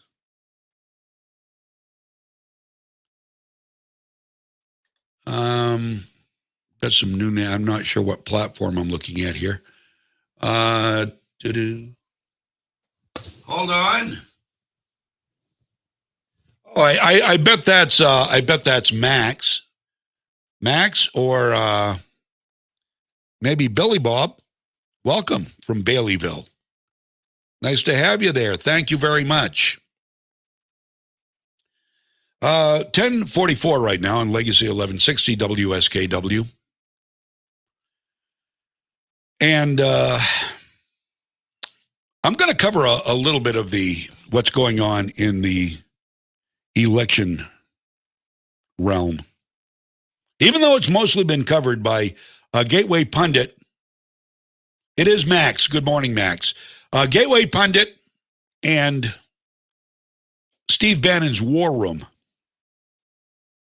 And there's now one other talking about it. So it's starting to spread a little bit. Now, former Trump strategist and attorney Boris Epshteyn was on Steve Bannon's War Room yesterday talking about coming forensic audits. And if there's truth to his claims, then his analogy of a freight train may be right on. Now, just to bring you up to speed on what we're talking about here, here is a little bit from yesterday's Steve Bannon show with Boris Epshteyn. Arizona's hot. Pennsylvania's getting hot. Georgia. Pennsylvania's getting hot. Bannon. Meetings have been had. We're only giving you a scoop here in the war room. Meetings have been had at the highest level of Pennsylvania Senate. So that's all I'm going to say. I'm not going to give names. I'm not going to go deeper, but Pennsylvania is moving. Are we moving towards full forensic audits like you got done with the Senate out there in Arizona? Arizona is the prototype, and Georgia, Pennsylvania, Michigan, Wisconsin are going to be following that prototype. That is what's happening. And the action in Arizona is begetting action across the country. As we said, the freight train of audits is moving across the country. See, I'm I'm actually smarter than I look, right? But I'm not too much of an in-depth thinker. I like simple metaphors, right? Me too. The freight train of audits, freight train of election integrity is coming across the country in Arizona, in Maricopa County. The Democrats, the Rhino Republicans' worst nightmare happened on Monday. The audit restarted, and now it's going at full steam. Going at full steam. All right. So we'll see. Again, most of this is being covered only from what I can see. Maybe you can tell me of other places. Most of this is coming from Steve Bannon's War Room, and he talks about this stuff, I want to say ad nauseum. I mean, if there's truth to it, it's certainly worth every single minute. Now, we'll see. I mean, Gateway Pundit and Steve Bannon are really the only ones reporting on this regularly. But here's something from MSN. A top GOP legislator in Wisconsin, the new state. We haven't heard. I mean, we've been talking about Michigan. We've been talking about Arizona. We've been talking a little bit about Georgia. Now we're talking about Wisconsin. A top GOP legislator in Wisconsin will hire 3 retired police officers to investigate parts of the November 2020 general election, joining other Republicans across the nation who are skeptical of Biden's victory. Now, Assembly Speaker Robin Vos in Wisconsin said Wednesday that he was giving the investigation, which will be overseen by an attorney, a broad mandate to take 3 months reviewing tips about the election and to follow up on ones that appear the most credible, according to the interview with the Milwaukee Journal Sentinel. Is there a whole lot of smoke? Or is there actual fire? We just don't know yet, according to Vos. At least one Democrat election official has raised concerns about the investigation in the state. Well, of course. Chairwoman, Elections Commission Chairwoman Ann Jacobs said, I think it's unfortunate that the legislature is using its resource to investigate what has already been thoroughly investigated. And it is my hope that instead they could work toward expanding opportunities and ease of voting for Wisconsin voters.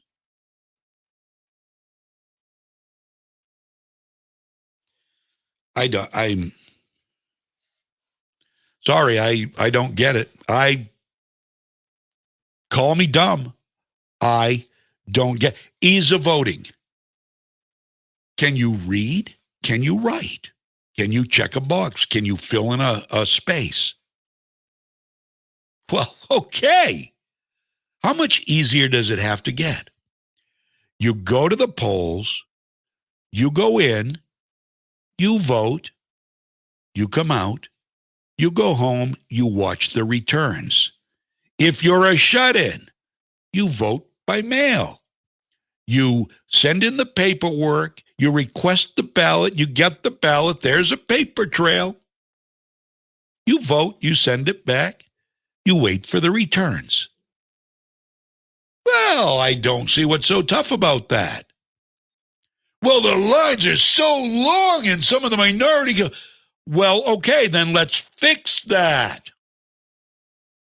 Let's fix it. What, Milwaukee? Lines long in Milwaukee and some of the poorer neighborhoods? Well, let's address that issue. Kenosha, long lines, let's address the issue. Green Bay, the lines are long in some of the poor areas, let's address the issue. How do you make it easier to vote? Oh, I know. You want to come up with ways that make it easier and are also much easier to make fraudulent. I gotcha. I'm on to you now. Got it. Got that. Oh, it took me a minute. Took me a minute.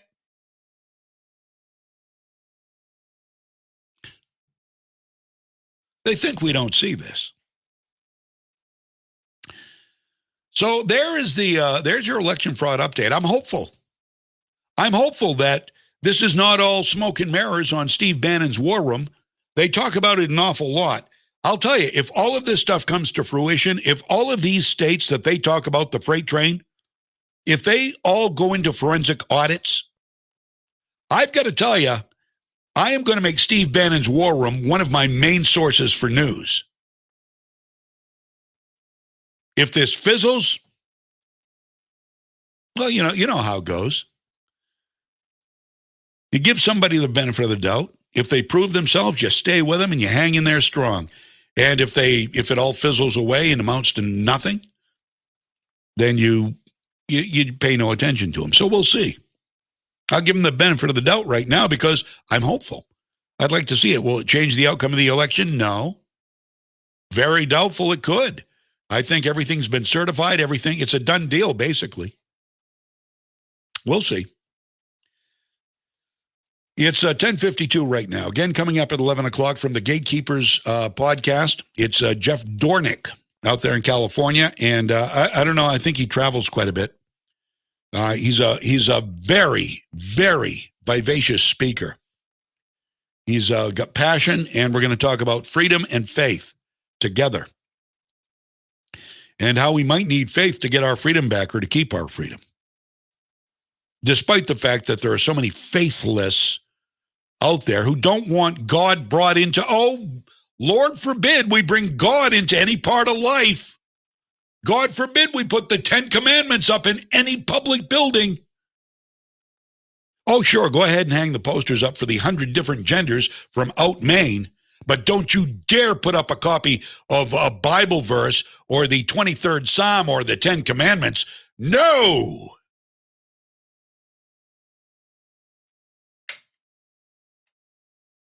Don't put up a Christmas tree, but put up critical race theory on the bulletin board.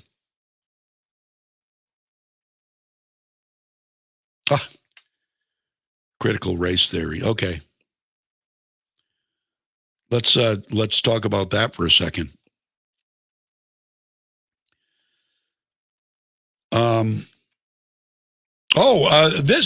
Before I do that, I've got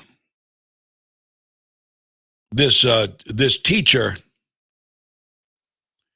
from Portland, Oregon, who said teachers who don't embrace critical race theory and anti-racism are going to get fired. So, as the left likes to say, check your morals. Check your morals at the door. Aren't welcome here in school.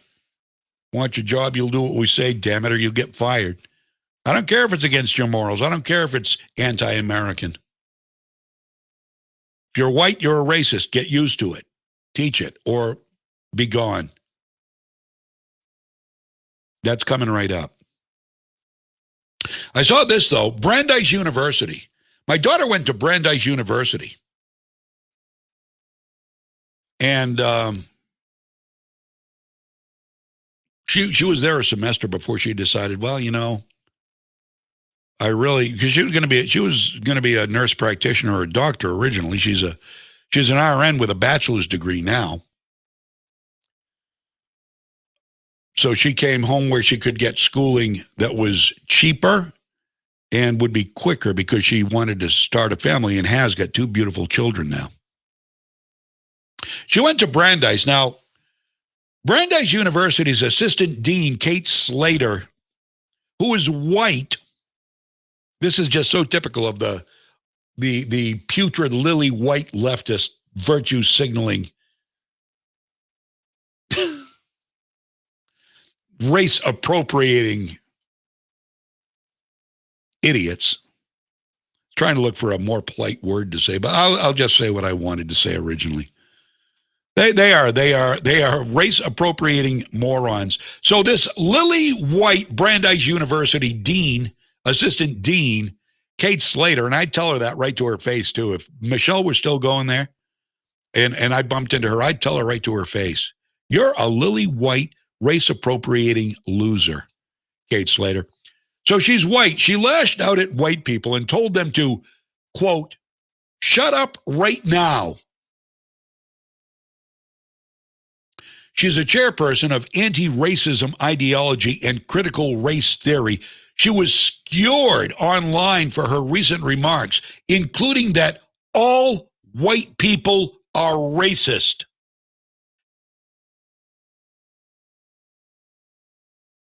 These are intellectuals. Remember what I told you earlier about brain damage? It does. It runs brain damage, psychological dysfunction, more likely in far left wingers. Kate Slater has no business at a major university like Brandeis.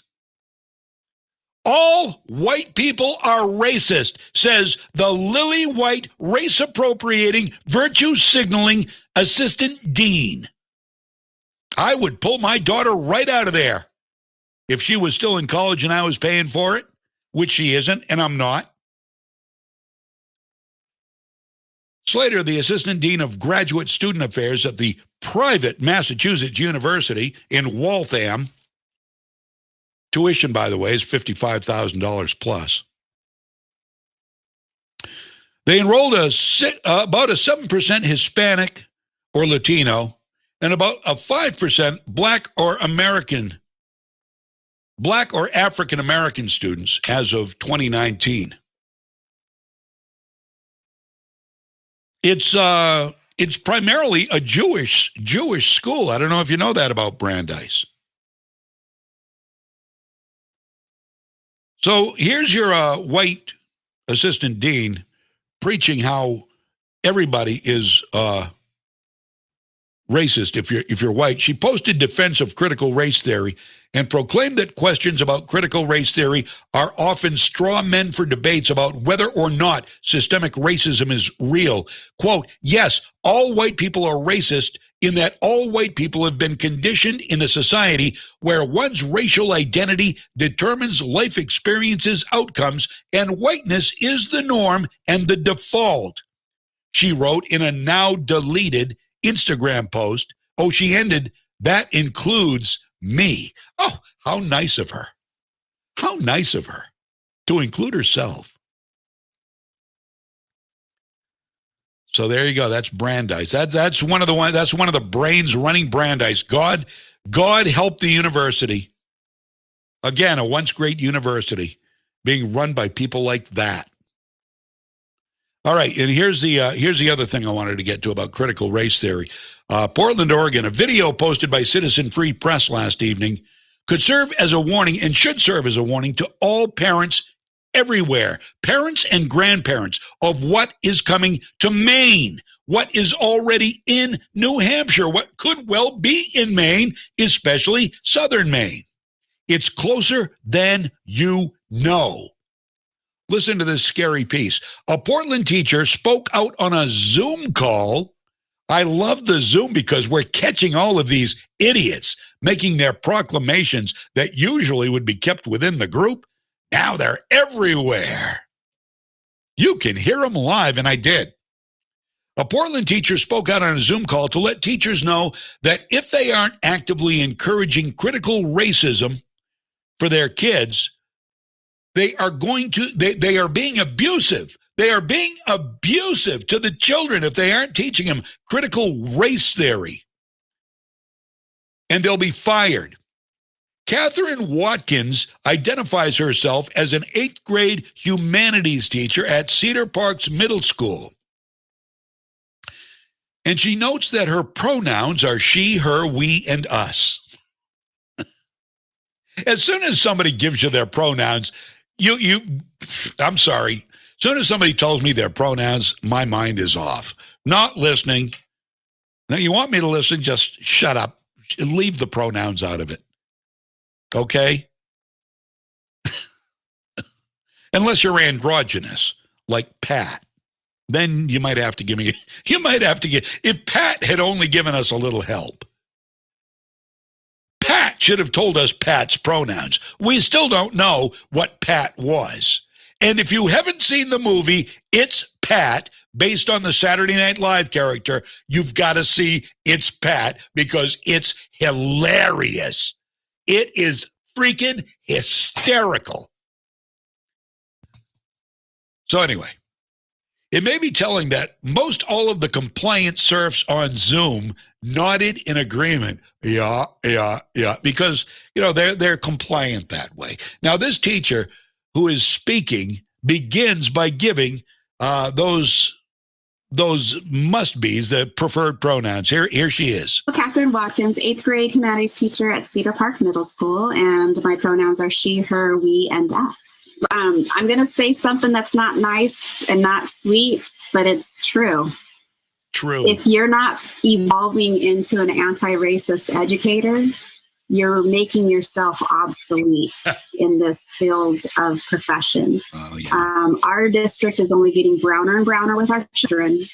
And so if, obviously you can't change your melanin, all right, but you can change your mind so that you can actually function in a district that is full of BIPOC children.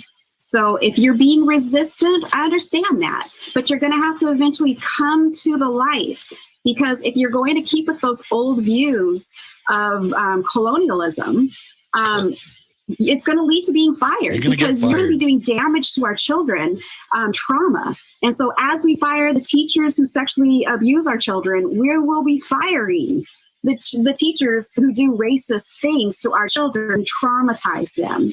And while our district might not be completely on there, OEA is working on it. All right. NEA is working on it.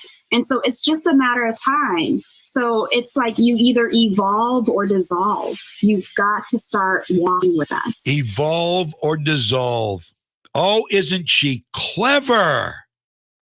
She's clever, that one. You will teach critical race theory and anti-racism, or you will be fired.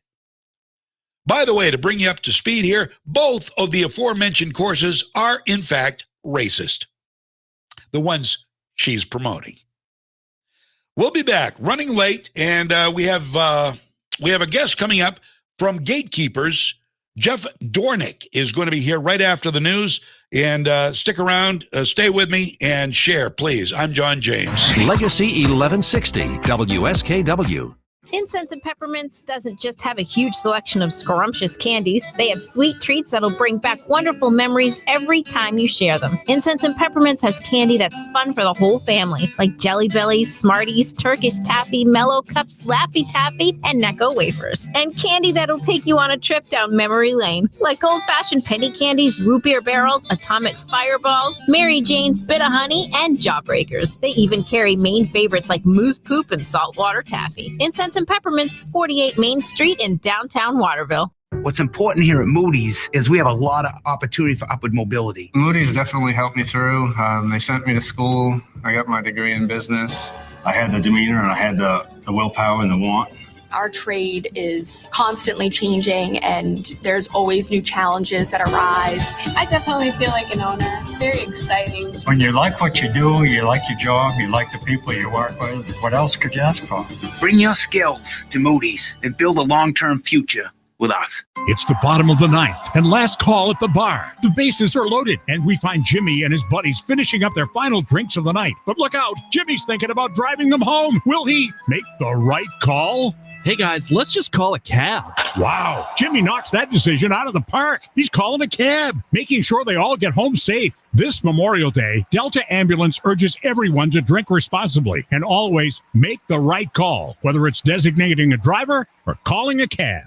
Northern Light Health is seeking caring individuals that want to make a difference as patient service representatives, medical assistants, LPNs, and medication techs, registered nurses, CNAs, housekeepers, and physical therapists. And to make it easier than ever to join their team, they're hosting a Ride and Apply event Wednesday, June 2nd from noon to 6 in the parking lot of the Faith-Free Evangelical Church on Kennedy Memorial Drive in Waterville. This Ride and Apply event is the perfect chance to apply for full-time, part-time, and per diem opportunities currently available at Inland Hospital, Lakewood Continuing Care, Sebasticook Valley Hospital, and Home Care and Hospice. The right candidates will receive competitive pay, health, dental, and vision insurance, tuition reimbursement, and a 403B retirement plan. And did you know that classes, sponsorships, and scholarships are available to Northern Light employees? Plus, some positions are also eligible for a sign-on bonus. Stop by the hiring event on June 2nd or save time by pre-registering by texting RIDE and APPLY to 506-0033. Again, that's 506-0033. Northern Light Health is an equal opportunity employer. Hey everybody, it's Jeff here from K-Tronics, your local TV expert, and I want to tell you about Dish TV. If technology, value, and customer satisfaction are important to you, then it's time to cut the cable cord once and for all. Upgrade your TV experience and start saving with Dish today. Drop by K-Tronics at 57 Main Street in Madison. Call 207-696-3200 or visit us on the web at ktronicsmain.com. We are K-Tronics, your locally owned, operated, and trusted satellite TV experts.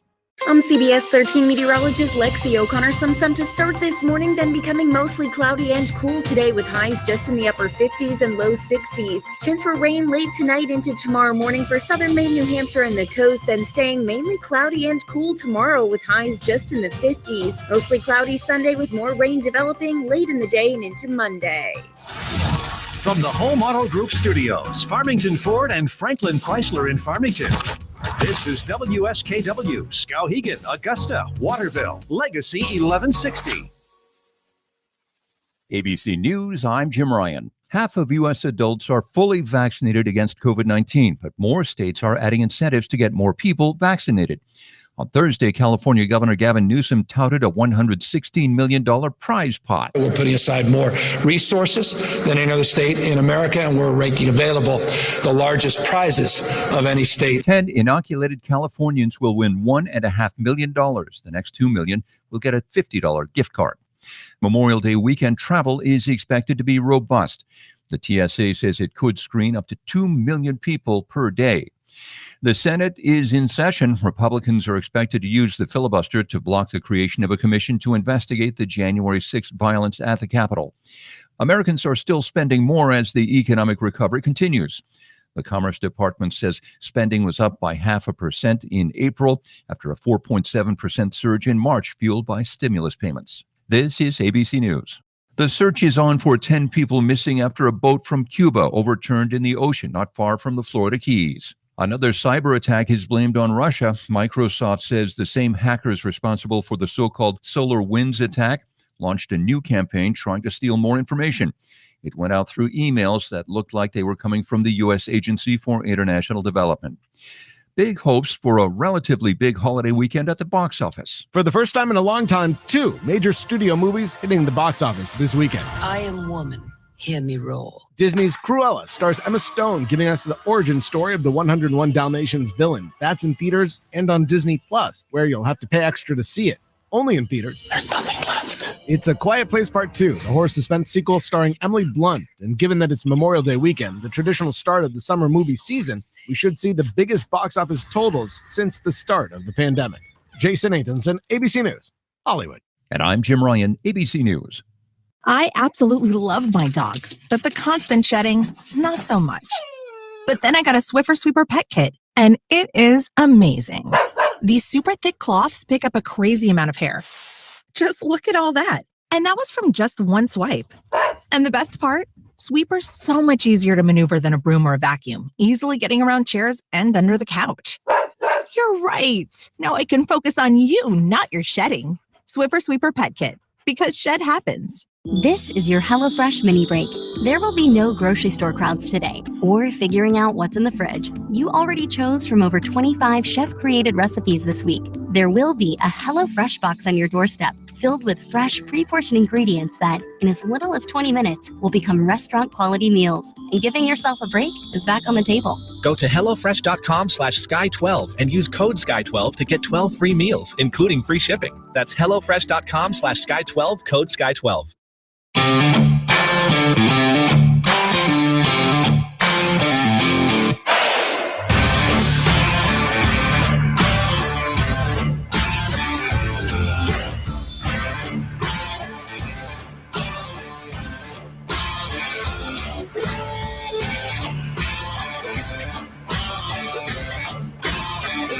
Welcome back. John James, Freedom's Pep Rally. Steve Dornick, supposed to be the guest. He's aware of it. I went right to voicemail. I may try him again live on the air here just for giggles. See if we can get him. Because I was really excited about this. Faith and freedom, the link between the two. And I called him. It went right to voicemail. It was his voicemail, but we'll see if I can get him. I get him on the. Your name, your number. Yeah. No. Okay. So we're still getting voicemail from Jeff. I don't know what's going on. I've messaged my guy, Juan. Hopefully he'll be able to take care of it. Maybe he had another interview and he ran over.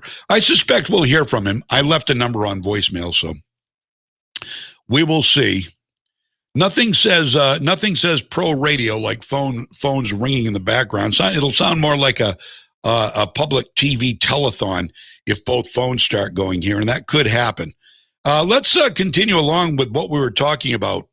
We're talking about critical race theory and that sort of thing. There's new unacceptable terminology. Now, see, you will learn a lot here, and this is stuff you need to know that you're probably not going to hear anywhere else, at least not all compiled into one great big happy mass of knowledge like you will get here.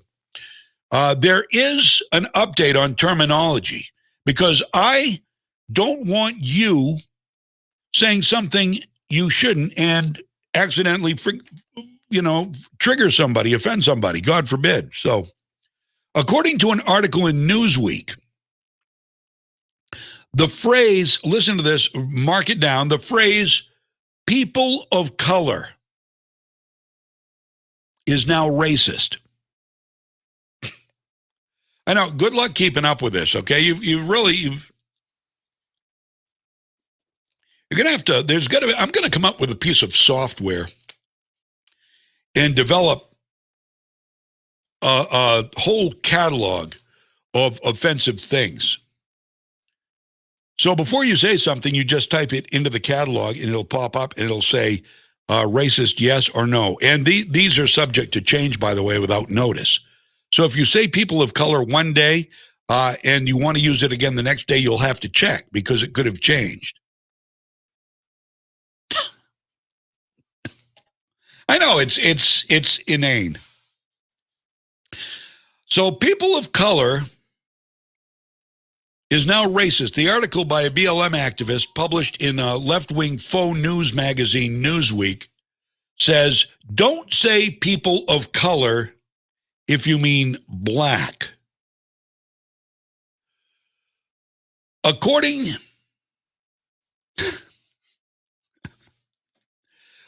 to an op-ed by Dawn Serber, who I love Dawn Serber, by the way, Dawn Serber says, the whole point of BLM and all the crap is to promote black supremacy. The argument is white people got to be racist for a few centuries. It is black people's turn now. That was Dawn Serber's take on the Newsweek article. As I say, I love the guy. All right, so let me, I understand that Mr. Dornick is waiting for us right now, so we'll give Jeff a call, and let me see if I can do this. It says he's waiting now. All right, so let's do that. Come over here and push this, do this, and bingo. It's called technology, my friend. Dornick, if you can please give your name, your number, and a message, and I'll get back to you soon. I know that he's not actually waiting for me. He's got the voicemail thing going there. All right, so we tried. I'm just going to leave a message for my friend here. If, again, this is live radio, you can't do anything about it. I can't play a song. I can't, like I could do in the old days, I can't play a song and cover my butt.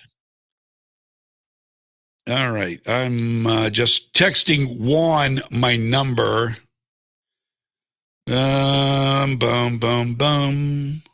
I suspect he's going to get right in touch with us as soon as I push the magic button. Juan is amazing.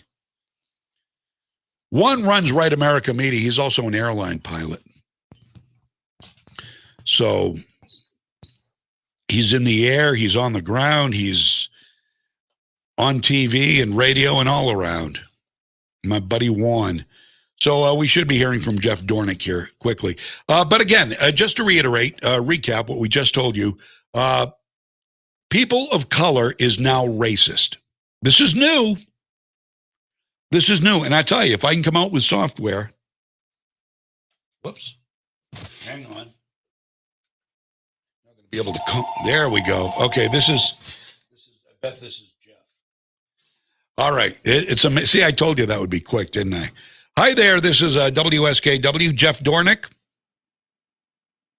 Hey there, how's it going? Hey, good, how are you, sir? Not too bad, not too bad. Good to have you aboard. I got your voicemail a couple of times, reached out to my buddy Juan, and he is, boom, boom, the guy is lightning fast. Yes, definitely. So sorry about that. No. My phone was on sleep mode. Oh, it was on sleep, See, I thought you just didn't want to talk with me. I'll be honest with you, buddy. I was sad. So now, Jeff Dornick, I know this is the first time we talk, and you'll get to know me. I'm a bit of a whack job, but I'm friendly. In fact, I'm the friendliest. I think you'll agree. I'm probably the friendliest radio host in America. That's what I've been called by our voice guy. So that sounds absolutely great to me. I'm looking forward to it. Well, good. Well, and you sound like a real friendly guy too. I've seen your videos and stuff. Gatekeepers. Now, I assume we like I said, you and I have not spoken before, but I have seen your videos, and I think a big part of what you like to talk about, and you are very politically minded, which is great because we need somebody who understands politics and also understands the place for faith and religion in our society. So I've been promoting you as somebody who is going to show us how faith and freedom are kind of unequivocally linked. Am I pretty much on base with that? Absolutely, and I think where we are right now in society is obviously we're seeing the moral decay in our country right now. I mean, everything from the riots going on over the summer to the Democrat platform outright promoting sin. Yeah. And I think that I'm seeing this trend even within the Republican Party to go more libertarian, which is oftentimes eliminating God out of the mix. Maybe we're taking some of his morals, some of the freedom, some of the liberty, but we're not acknowledging God, and we're kind of eliminating that side of the morality. I think we need to bring back together that blend of both faith and freedom, Christianity and politics. That's what our founding fathers originally wanted for us. Right. They wanted us to have that freedom to be able to include that, and they understood that the only way that this American experiment would actually work would be to have a moral society. How do you have a moral society without religion, without faith, without Christianity? Right. It's so vitally important. Absolutely. Now you're in California, right? Yes, communist California. Yeah. Okay. I was gonna ask you about that. I mean, what is going on? I heard Gavin Newsom, I think it was yesterday or the day before, speaking about, of course, floating gun control again, and saying, what is wrong with America? Well, we know what's wrong with America. It's not guns. Yeah. Well, we know that it comes down to. We are lacking in morals. We are lacking in faith. We are promoting we are actively promoting sin. I mean, look at the music. Look at the music videos. Look at the films. Everything is promoting violence and murder and revenge and all this kind of stuff. Why do you think that our society is reflecting that? Because that's what's being shoved into everybody's brains throughout entertainment, throughout watching television, whatever it might be. And the reality of it is that when I even saw Jen Psaki over at the White House briefing the other day, she was asked about gun control and specifically whether we have a crime problem, because we're seeing a lot more violence and crime rising and all that kind of stuff. And she was very distinct. She did not say she did not agree that we have a crime problem. She stated that we have a gun problem. That could not be further from the truth. Wow. We don't have a gun problem. We have a sin problem. We have a morality problem.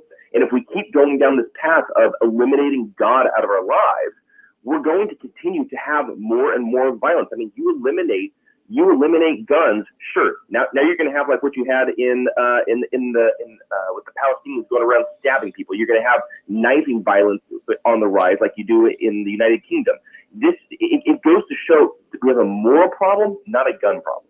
Right. Everything. It seems to me, Jeff, that everything with the left is completely opposite of what, if we had parents who brought us up with morals and decency, they are the antithesis of all of it, every single last bit of it. I mean, like you were talking about mainstream music. Now, I worked in pop music for, up until I came to work for the company I'm at now. I worked in pop music for 25 plus years.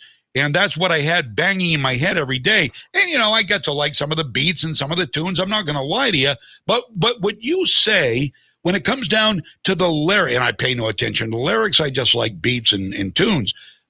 But when it comes down to the lyrics, when it comes down to the videos, when it comes down to it, you've got racism, you've got sexism, you've got misogyny, you've got drug abuse, you've got alcoholism, you've got all of these things that the left says they are against, and yet they love these people who are also leftists, most of them, by the way. They promote and love these people who are the personification of everything they purportedly hate. I don't get it. Hypocrisy, right? Well, it comes back to what's their end game? What is their strategy? Right.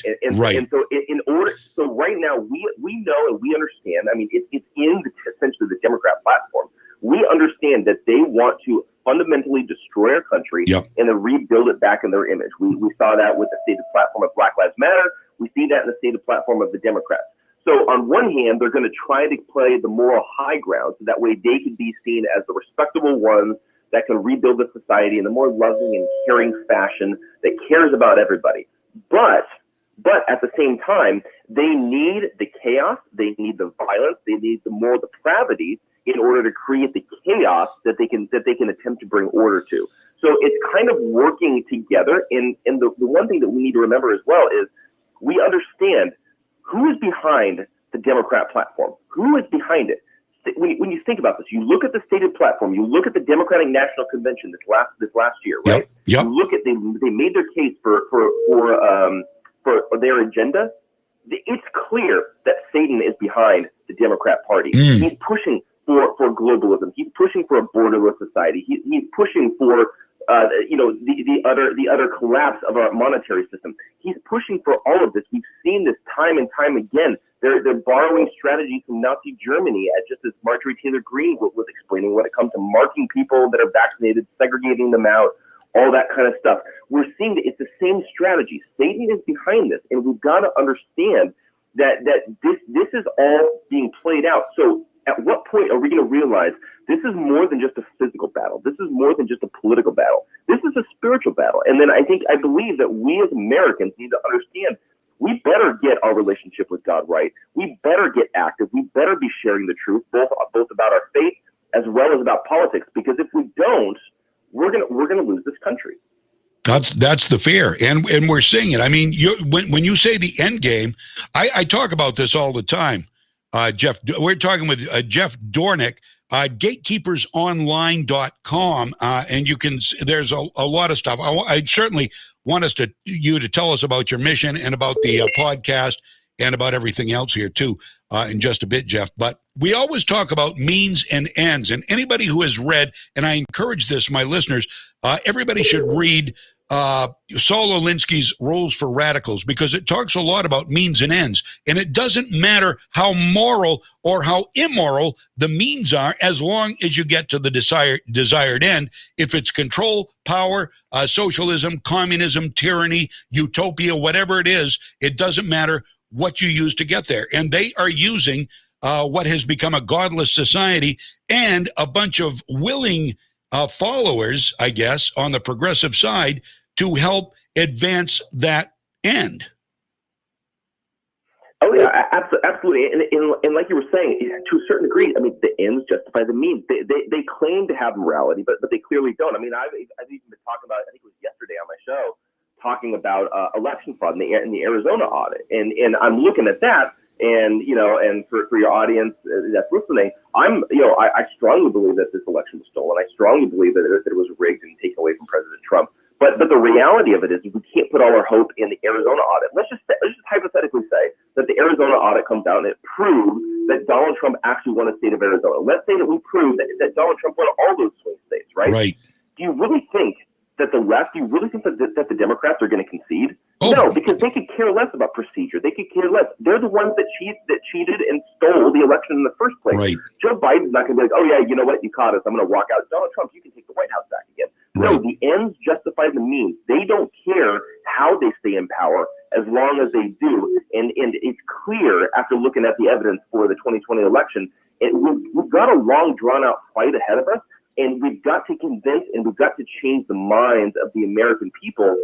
And that's going to be with the proclamation of truth. And if we can't get out there and we can't change minds, again, we're done. We've got to have a massive groundswell of support for freedom and liberty and pushing back against the tyranny of the Democrats. Well, that's the thing. What you said is so right. Pushing back. And we unapologetically on this radio station push back every single day. And I encourage listeners, and many of them are taking up the mantle to, the time to be quiet, the time to hide behind your politics and, I don't want to offend anybody. That ship has sailed. It's all hands on deck, or, it's just going to be a regret sometime in the sadly not too distant future, if we don't get people to raise their voices and to engage in a more powerful and a more adamant ways than they have or we have previously. Because I really believe that Donald Trump becoming the president changed the game completely, because there has been no president as vehemently pro-America and America first that I remember in my lifetime. And when he moved the needle so far to the America First crowd and gave everybody the pride we had never felt before, because we are that shining city on the hill that Reagan talked about, he gave us so much pride in America and our strength and our resiliency and our autonomy that we wanted it to stay that way. And the left, being the globalist people they are, they wanted nothing to do with it and started to push back 10 times as hard as they ever have. And for 4 years, you and I know Donald Trump was completely and totally 100% of the time on defense. And they are using their time to its best advantage now. They know they've got maybe under 2 years to completely change it, and they're working overtime to do just that. And what you say is so right. It doesn't matter what the ultimate outcome of any audits are. They are never going to concede because they have come too far. They tried 4 years to get rid of Trump. The only way they could do it, the only way they had left was the ballot box. They were able to do it. They're never going to concede. And I say they don't give a damn about the Constitution, Jeff.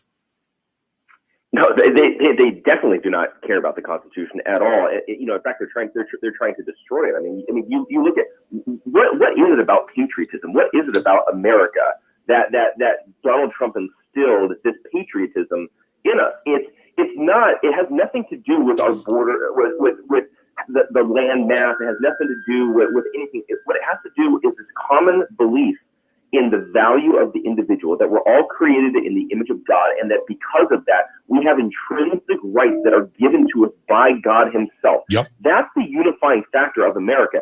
In the Democrat platform, they deny that. It's almost like we always say it's the globalists, and I've been using that word as well, but it's more than that. We're going up against satanic forces. We're going up against pure evil. They're trying to take away the intrinsic value of the individual. We're nothing more than animals. We're nothing more than evolutionary biology. We're nothing more than a group that can be controlled and corralled and manipulated and used for power and money and fame. That's what we're going up against. They see America as the enemy because we are giving value to the individual. They absolutely hate that. That's also why, on a side note, why they hate Israel. Because Israel is the only beacon of freedom in the Middle East. The Palestinians, all the Muslim countries down there, they are tyrannical. They are literally throwing people off of buildings that they don't like. They are horrific human rights. They are taking away the value of the individual. They're taking away the value of women and women's rights. Israel is the only country that gives freedom and liberty to every individual within their borders, within their country. That's why the Democrats hate Israel and are siding with Hamas, who is taking up the mantle for Nazi Germany and wants to wipe Israel off the face of the earth. That's what we're going up against. The left is nothing but satanic forces that are trying to take away God's plan and God's morality and God's view that there is value in the individual. Amen. Absolutely right. I agree with you wholeheartedly. Jeff Dornick, Gatekeepers podcast, and you do tremendous work. You're a tremendous speaker. I admire what you do. I admire your work, and I admire your conviction. I share a lot of it. I share most of it, as a matter of fact. In fact, I can't think of anything that I've heard you say that I disagree with at all. And I've listened to you quite a bit, especially here in the last couple of days. And you're right. We need faith. And we need faith to keep freedom. And faith is out the door. You can't. And I was just talking about this before I got you on the phone while I was waiting to get you. We were talking about local schools that will put the different gender identifications on the wall in the school for kindergarten through 8th grade to see, but you can't put the 23rd Psalm or the 10 Commandments anywhere, or you're told to, you're violating the separation of church and state, which, by the way, is not even part of the Constitution, but people think it is, and it's completely idiotic, and it's all an agenda. It's all a narrative. It's all made up. It's all hypocritical, Jeff. How do we change that? Oh, yeah. I mean, first of all, we've got to understand their strategy, right? So when they're doing this, they're taking God out of it, and then it's almost like they're just going through the Bible and picking out, okay, God says this, so we're going to take the opposite approach, right? And it seems like they just systematically do that. But like even when you look at the different genders, they're creating confusion. They're creating distrust in Christianity because Christianity teaches that there's men and women, and that transgenderism is a sin, and that homosexuality is a sin, and so they're creating confusion and distrust in God, distrust in our faith, distrust in Christianity. But at the same time, their ultimate goal is to get you to fit into a victimhood mentality, fit into a particular group that they can corral you and make you feel like you have to participate in groupthink. That's why the Democrats have been so effective at hijacking our country. Is that they everybody on the left, they're in lockstep with each other, right? Yeah, exactly. They're in one mind. The weakness of the conservatives, the weakness of the right, is that we're very individualistic. It's our strength because, again, it goes back to our belief that we have intrinsic value given to us by God. Right. But it's also our weakness because we're all splintered off. The left is defeating us because they are working together. Yeah. But the problem is that it's because they are devaluing human life in the process. Absolutely. I mean, you see that with abortion. You talk about. Have you seen the new movie out, Roe v. Wade? No, I have not, but I actually have some friends that are in that movie. Oh, do you? Fantastic. Yeah, Jeff, it's absolutely amazing. That one and Unplanned are two movies I would recommend any pro-abortion or pro-choice person see. And I think it would change some minds. I really do. Not that your mind needs to be changed. I think we're probably pretty much on the same page on this whole thing. But the hypocrisy of the left goes, I mean, it shines no brighter than when you talk about their desire to murder unborn babies, their desire to convince mothers that it's their right to kill their unborn child. But on the other hand, it's wrong to put a killer, somebody who is maybe raped and killed your daughter or granddaughter. It's evil to put them to death, but it's okay to kill an innocent baby. And this is it's just completely contrary to what is moral and right. And I think you make a very good point when you say that. This is almost it's a Satan control. It's totally opposite of what the teachings of God are. Oh yeah, and it's crazy to me about their strategy in devaluing human life, right? Because on one hand, it's kids are being taught in school that we're nothing more than animals, that they evolved from apes, out of pond scum and all of that. On the other hand, they're also being taught that life in the womb is nothing more than a blob of cells. Oftentimes you hear the left referring to a baby as a parasite. Yeah. And they're doing that specifically. They're using that language specifically to put into your mind that it's okay to take that life, that life has no value, right? And so that's a strategy. But then the question is, what are we going to do about it? What are we as conservatives? What are we as Christians going to do about it? I've got a good friend of mine, Pastor Ken Peters. He's got an organization that he founded called the Church of Planned Parenthood. They literally go to Planned Parenthood to hold church services outside of it. Just praise, worship, hear a sermon, all that kind of stuff. They've been able to change minds because people are like, oh, you're not screaming and yell at me. You're just singing some hymns and praying for me and things like that. They've actually been able to save lives by taking that strategy. They do really good work. But all it takes is just, hey, let's get out there and let's show value for human life. Let's not do it through hatred. Let's do it through love. Let's be there for people. Let's provide solutions. Let's actually be the solution to the Democrats' problem. The Democrats are trying to destroy life. That's why they're pushing this depopulation push. That's why they're pushing transhumanism. That's why they're pushing abortion. It's thing after thing after thing. They're trying to take away human life, devalue it.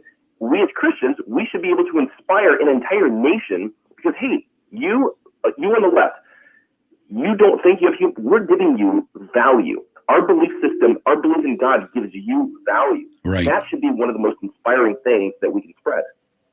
What do you say to people who are godless? I mean, you've got so many people are on the left. We've come to know are godless. You bring up anything. If you make a case for anything, whether it's abortion, whether it's for capital punishment, whether it's for monogamy, even.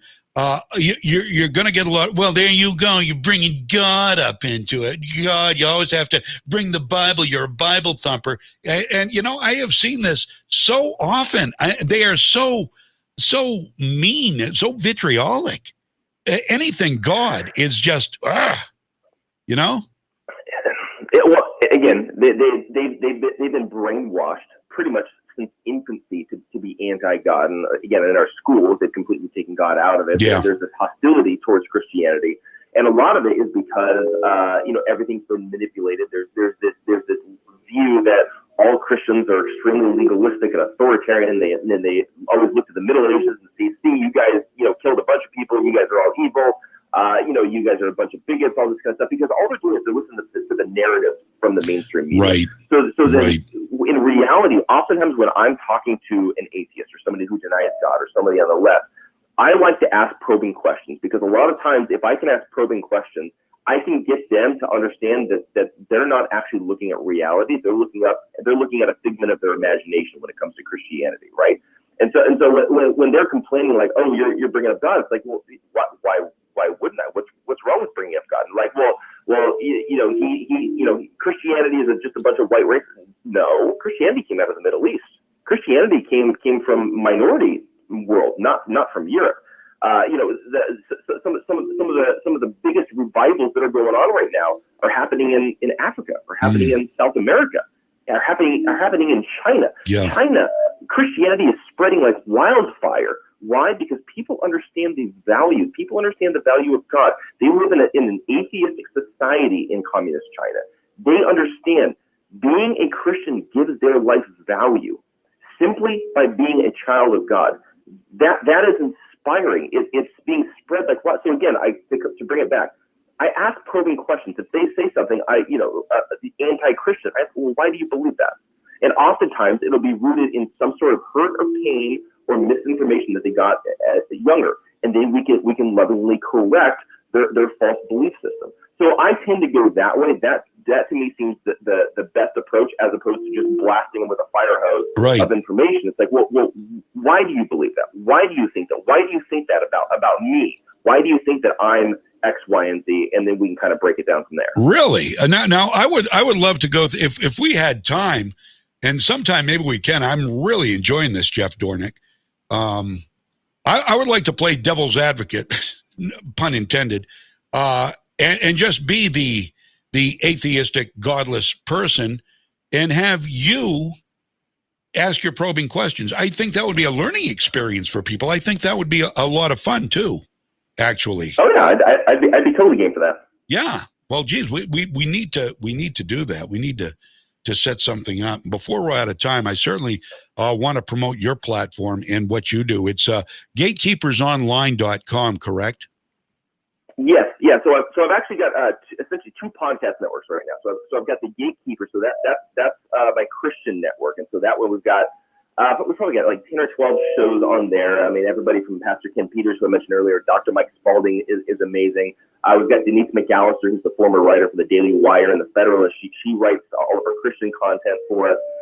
We've got some great shows, some great content over there. We've also got a couple of books that we put out with the Gatekeepers. One's called Social Injustice. The other one's called Church and State, How the Left Used the Church to Conquer America. Both of those are group book projects. Wow. Brought together guys like Pastor Greg Rock, Brandon Howes, Denise McAllister, Pastor Kerry Gordon, Dr. Michael Brown, a bunch of great contributing authors, and everybody wrote a chapter tackling those issues. Wow. And so those books are available at gatekeepersonline.com. Then I've also got a political podcast network called Freedom First Network that I started with my buddy J.D. Rucker. And that one, again, we've got some amazing shows. We've probably got 4 or 5 shows in the top 50 on news commentary. And, that one, I've got my daily show, Let's Talk Right Now, where I'm breaking down the news. I've got an interview show called Freedom One-on-One. Have had some amazing interviews on there. Everybody from like Joy Villa to Aubrey Huff to Mindy Robinson to Dr. Lee Merritt, a bunch of great people. So there's a lot of information. I always look at everything through a biblical worldview. Gatekeepers is more blatantly Christian. Freedom first, I'm still putting my faith into it, but it's more focused on the political spectrum. I got a question here, and by the way, I would highly recommend those books. They sound fantastic. I got a couple of comments here that just came in. You have one woman who is shedding some tears. I love that. I think being emotional about America and about the goodness in America and what you're talking is a plus. Manny asks, ask godless people if Hitler was right. After all, without God, morality is subjective. So it's up to whatever the social contract says, which in Nazi Germany meant Jews were non-persons. People who don't believe in God have emotional reasons for that, not philosophical or intellectual reasons. And he goes on and says, so let's hold them to it. The Constitution describes us as endowed by our Creator. Atheists don't believe in a Creator, so they deserve no rights. Interesting. That's interesting. What do you say to that? Yeah, I don't know if I would necessarily agree that they deserve no rights, but I get the sentiment from a logical, philosophical perspective. But I think one of the things that we can point to is that yes, there has been tyranny involved with Christianity over the years, with religion over the years, right?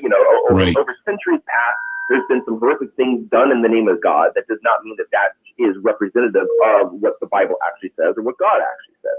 At the same time, if you look at recent history, every single society that has been destructive and murdering people has been atheistic. Look at communist China. Look at Nazi Germany. You look at America today. We're denying God. We're attacking God. We're taking God out of our society, and we're seeing the moral decay that is happening. So I think we can even make a pragmatic argument for the necessity of religion, of faith, of Christianity, of including God and morality in our society, simply by looking at what are the results of socialism. Socialism denies the existence of God. It's rooted in evolutionary biology. It's rooted in this idea that we are nothing more than animals, and that there's a few select elites that are going to use and abuse everybody for their own benefit. I think we can make just a rational argument on that alone. Look at Nazi Germany. Look at the utter destruction, right? And here's the reality. And this is I'll bring it back to this really quick. If God doesn't exist, then what makes Nazi Germany evil? There is no evil without God. Right. That's the reality. Where do you get your morality? Where do your morals come from?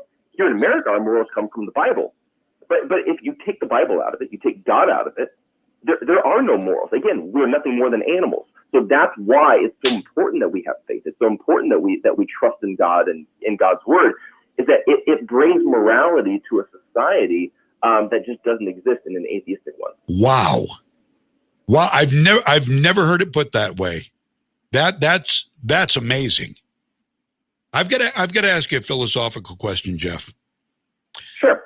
Do you think the Antichrist is alive right now? I don't know. I go back and forth on it, and here's why. So when you and I've been considering writing a book on this, so we'll see. When you look at history, throughout all of history, Satan has always been attempting to conquer the world. You can take this back to the Babylonian Empire. You can take this back to the Roman Empire. You can look at even more recently England. They controlled almost all of the world.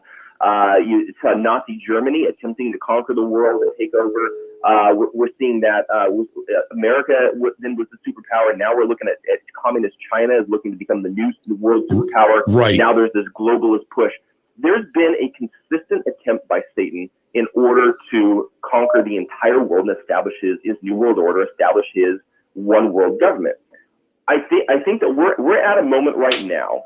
We're at a moment right now in world history, just like what has happened throughout all of history with all of these superpowers. They always got close, and then God always brought them to a close and said, "Okay, it's not my time yet."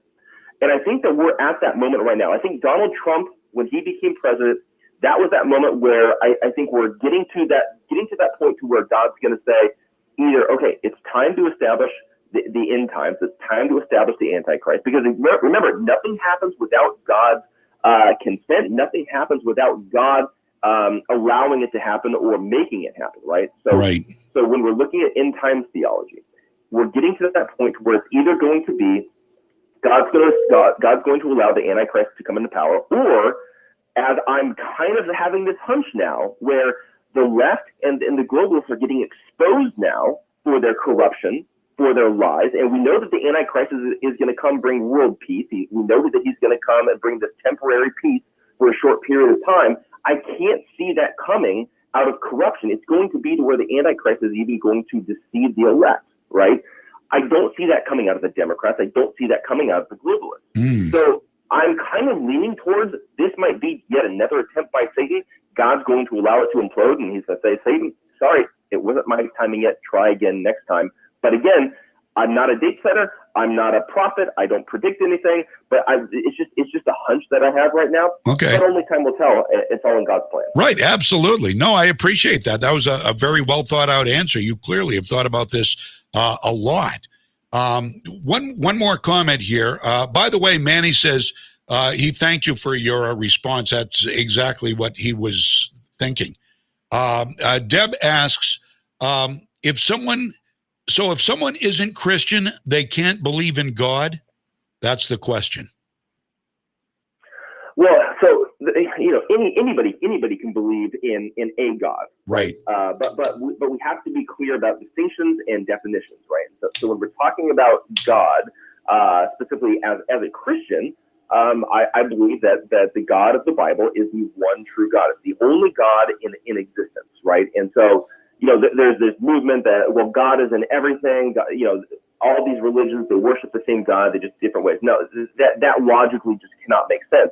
Each faith, by definition, has to believe that their faith's God is true, right? So I firmly believe, both looking at everything historically, geologically, biblically, rationally, logically, scientifically, everything. I believe that the Bible is 100% true. The God of the Bible and Jesus Christ are the one true God. That's the only path forward. It's the only God that can and should be worshipped, right? Mm-hmm. And so the thing is that other people will say that they believe in God, but if they deny the one true God, they don't actually believe in God. They believe in something that's made up at some point in time. And so we have to be very clear about our distinctions. If you are not a Christian, I do not believe that you believe in the one true God. Because just the word Christian is, you're a follower. A Christian is a follower of Christ by definition. Correct? Absolutely. Yeah. Absolutely. If you're not a Christian, you're not actually following Christ. And if you follow Christ, if you believe in God and Christ, then you are by definition a Christian. Absolutely. Whether you practice or not, you obviously should practice for many reasons, which we don't have time to get. I'm running late. We gotta get you on Right America Media. Juan set this up. Juan is the god of Right America Media, and we're part of it, and I sure appreciate your being part of this show. And by proxy, you are a part of Right America Media today. And what a great message, and what a great addition you'd be to the network. And I'm not even a part of the network, except for they rebroadcast us, and I appreciate that. And we are out of time. Jeff Dornick, Gatekeepers, gatekeepersonline.com. Check out the site. Check out the books. Check out the message. It's all so good. Yes, thank you, Manny. It's gatekeepersonline.com. gatekeepersonline.com. Is that the best website to go to? I know you've got a couple of them. Yeah, definitely. So if you want if you want the Christian stuff, go over to gatekeepersonline.com. Again, we've got shows, we've got articles, we've got blogs, we've got books, we've got all that kind of stuff. Yep. If you wanted the more straight up politics, go to freedomfirstnetwork.com. And again, that one's going to be giving you the daily news headlines, a bunch of awesome shows. I can't recommend those shows enough. There's some great shows over there as well. But between gatekeepersonline.com and freedomfirstnetwork.com, those are the two best places to find me. That is just absolutely terrific. Jeff Dornick, you're a great guest, and I pray for you out there in Gavin Newsom's California now. And that's, surprising. That's interesting. I just happened to think of this. Manny, the guy who is texting us, is also out there in California. And what part of the state do you live in? It's a beautiful state, and it's too bad that things are happening the way they are. Oh yeah, I'm down in Southern California. It's a great place to live, minus the politics. But again, this is where we as conservatives, we need to get active, and we need to get out there, and we've got to change minds. We've got so much material to be able to show the Democrats and the left and the world really how horrific and how utterly evil the Democrat platform is, because it's being played out before our eyes by Gavin Newsom. Guys, let's get out there. Let's change minds. Don't be afraid to talk about politics. Talk to your friends. It's the only way that we've got a chance to save our country. Absolutely. Don't be afraid to talk about politics. Words well said, and I'm glad somebody else is saying them. And we align very, very closely. I want to talk with you again, Jeff. I really do. And I want to thank you. I want to thank Juan over at their Right American Media for expediting this and making this happen. And hopefully we can get you back on the show soon and talk more about your books and about some of the other stuff going on. We'll get you on earlier, and I know it's 3 hours different out there now anyway, so it'd be really early if we did 9 o'clock, but you never know. We might be able to talk you into getting up at 6. Oh, yeah, we can definitely make something happen, and I will make sure that my phone's not on sleep mode. That's okay. No, it's fine. If everything worked out well. Listen, my friend, you have a great weekend, okay? And keep the faith. God bless you. You as well. Thank you so much. Bye, Jeff. Bye. Jeff Dornick of Gatekeepers. We're out of time. I've got to take a break. I'm going to say goodbye to everybody now and just bolt because we are way over time, but it was certainly worth it. I'm John James. This is Freedom's Pep Rally. Remember, today at 5 o'clock, it is high school softball right here on Legacy 1160 and at legacy1160.com. Skowhegan at Winslow, 5 o'clock today, high school softball. Mike Violette, otherwise, is going to be back here on Monday with another game. It's baseball, Brewer at Skowhegan at 5 o'clock Monday. The shows will be back on Tuesday, starting at 6 with Mike Violette and 9 with me. Have a great and safe Memorial Day weekend. Be well. This is Freedom's Pep Rally. WSKW. Do you have itchy, irritated, or burning eyes? You may be experiencing dry eye syndrome. Contact Kennebec Eye Care and let them help find a solution to the problem. When we concentrate on activities like reading, driving, and computers, we blink less, which reduces the amount of tears on the surface of the eye. An exam with Kennebec Eye Care will identify what's causing the issue and how to best treat it. Schedule an appointment today by calling 872-2797. Kennebec Eye Care, your site specialists, 216 Main Street in Waterville, and online at KennebecEyeCare.com. I know you've heard the old adage, buy low and then sell high. Well, with real estate prices rising in the market every day, if you've been thinking of selling your home, now is the time to list your property with Pouliot Real Estate to capitalize on it. While the market may be growing, Matt and the team at Pouliot Real Estate are never too busy to help. In fact, before you go and pay for an appraisal to find the value of your home, Pouliot Real Estate will happily give you an estimate for free. Yeah, I said free. Low interest rates have created an active buying market, which is great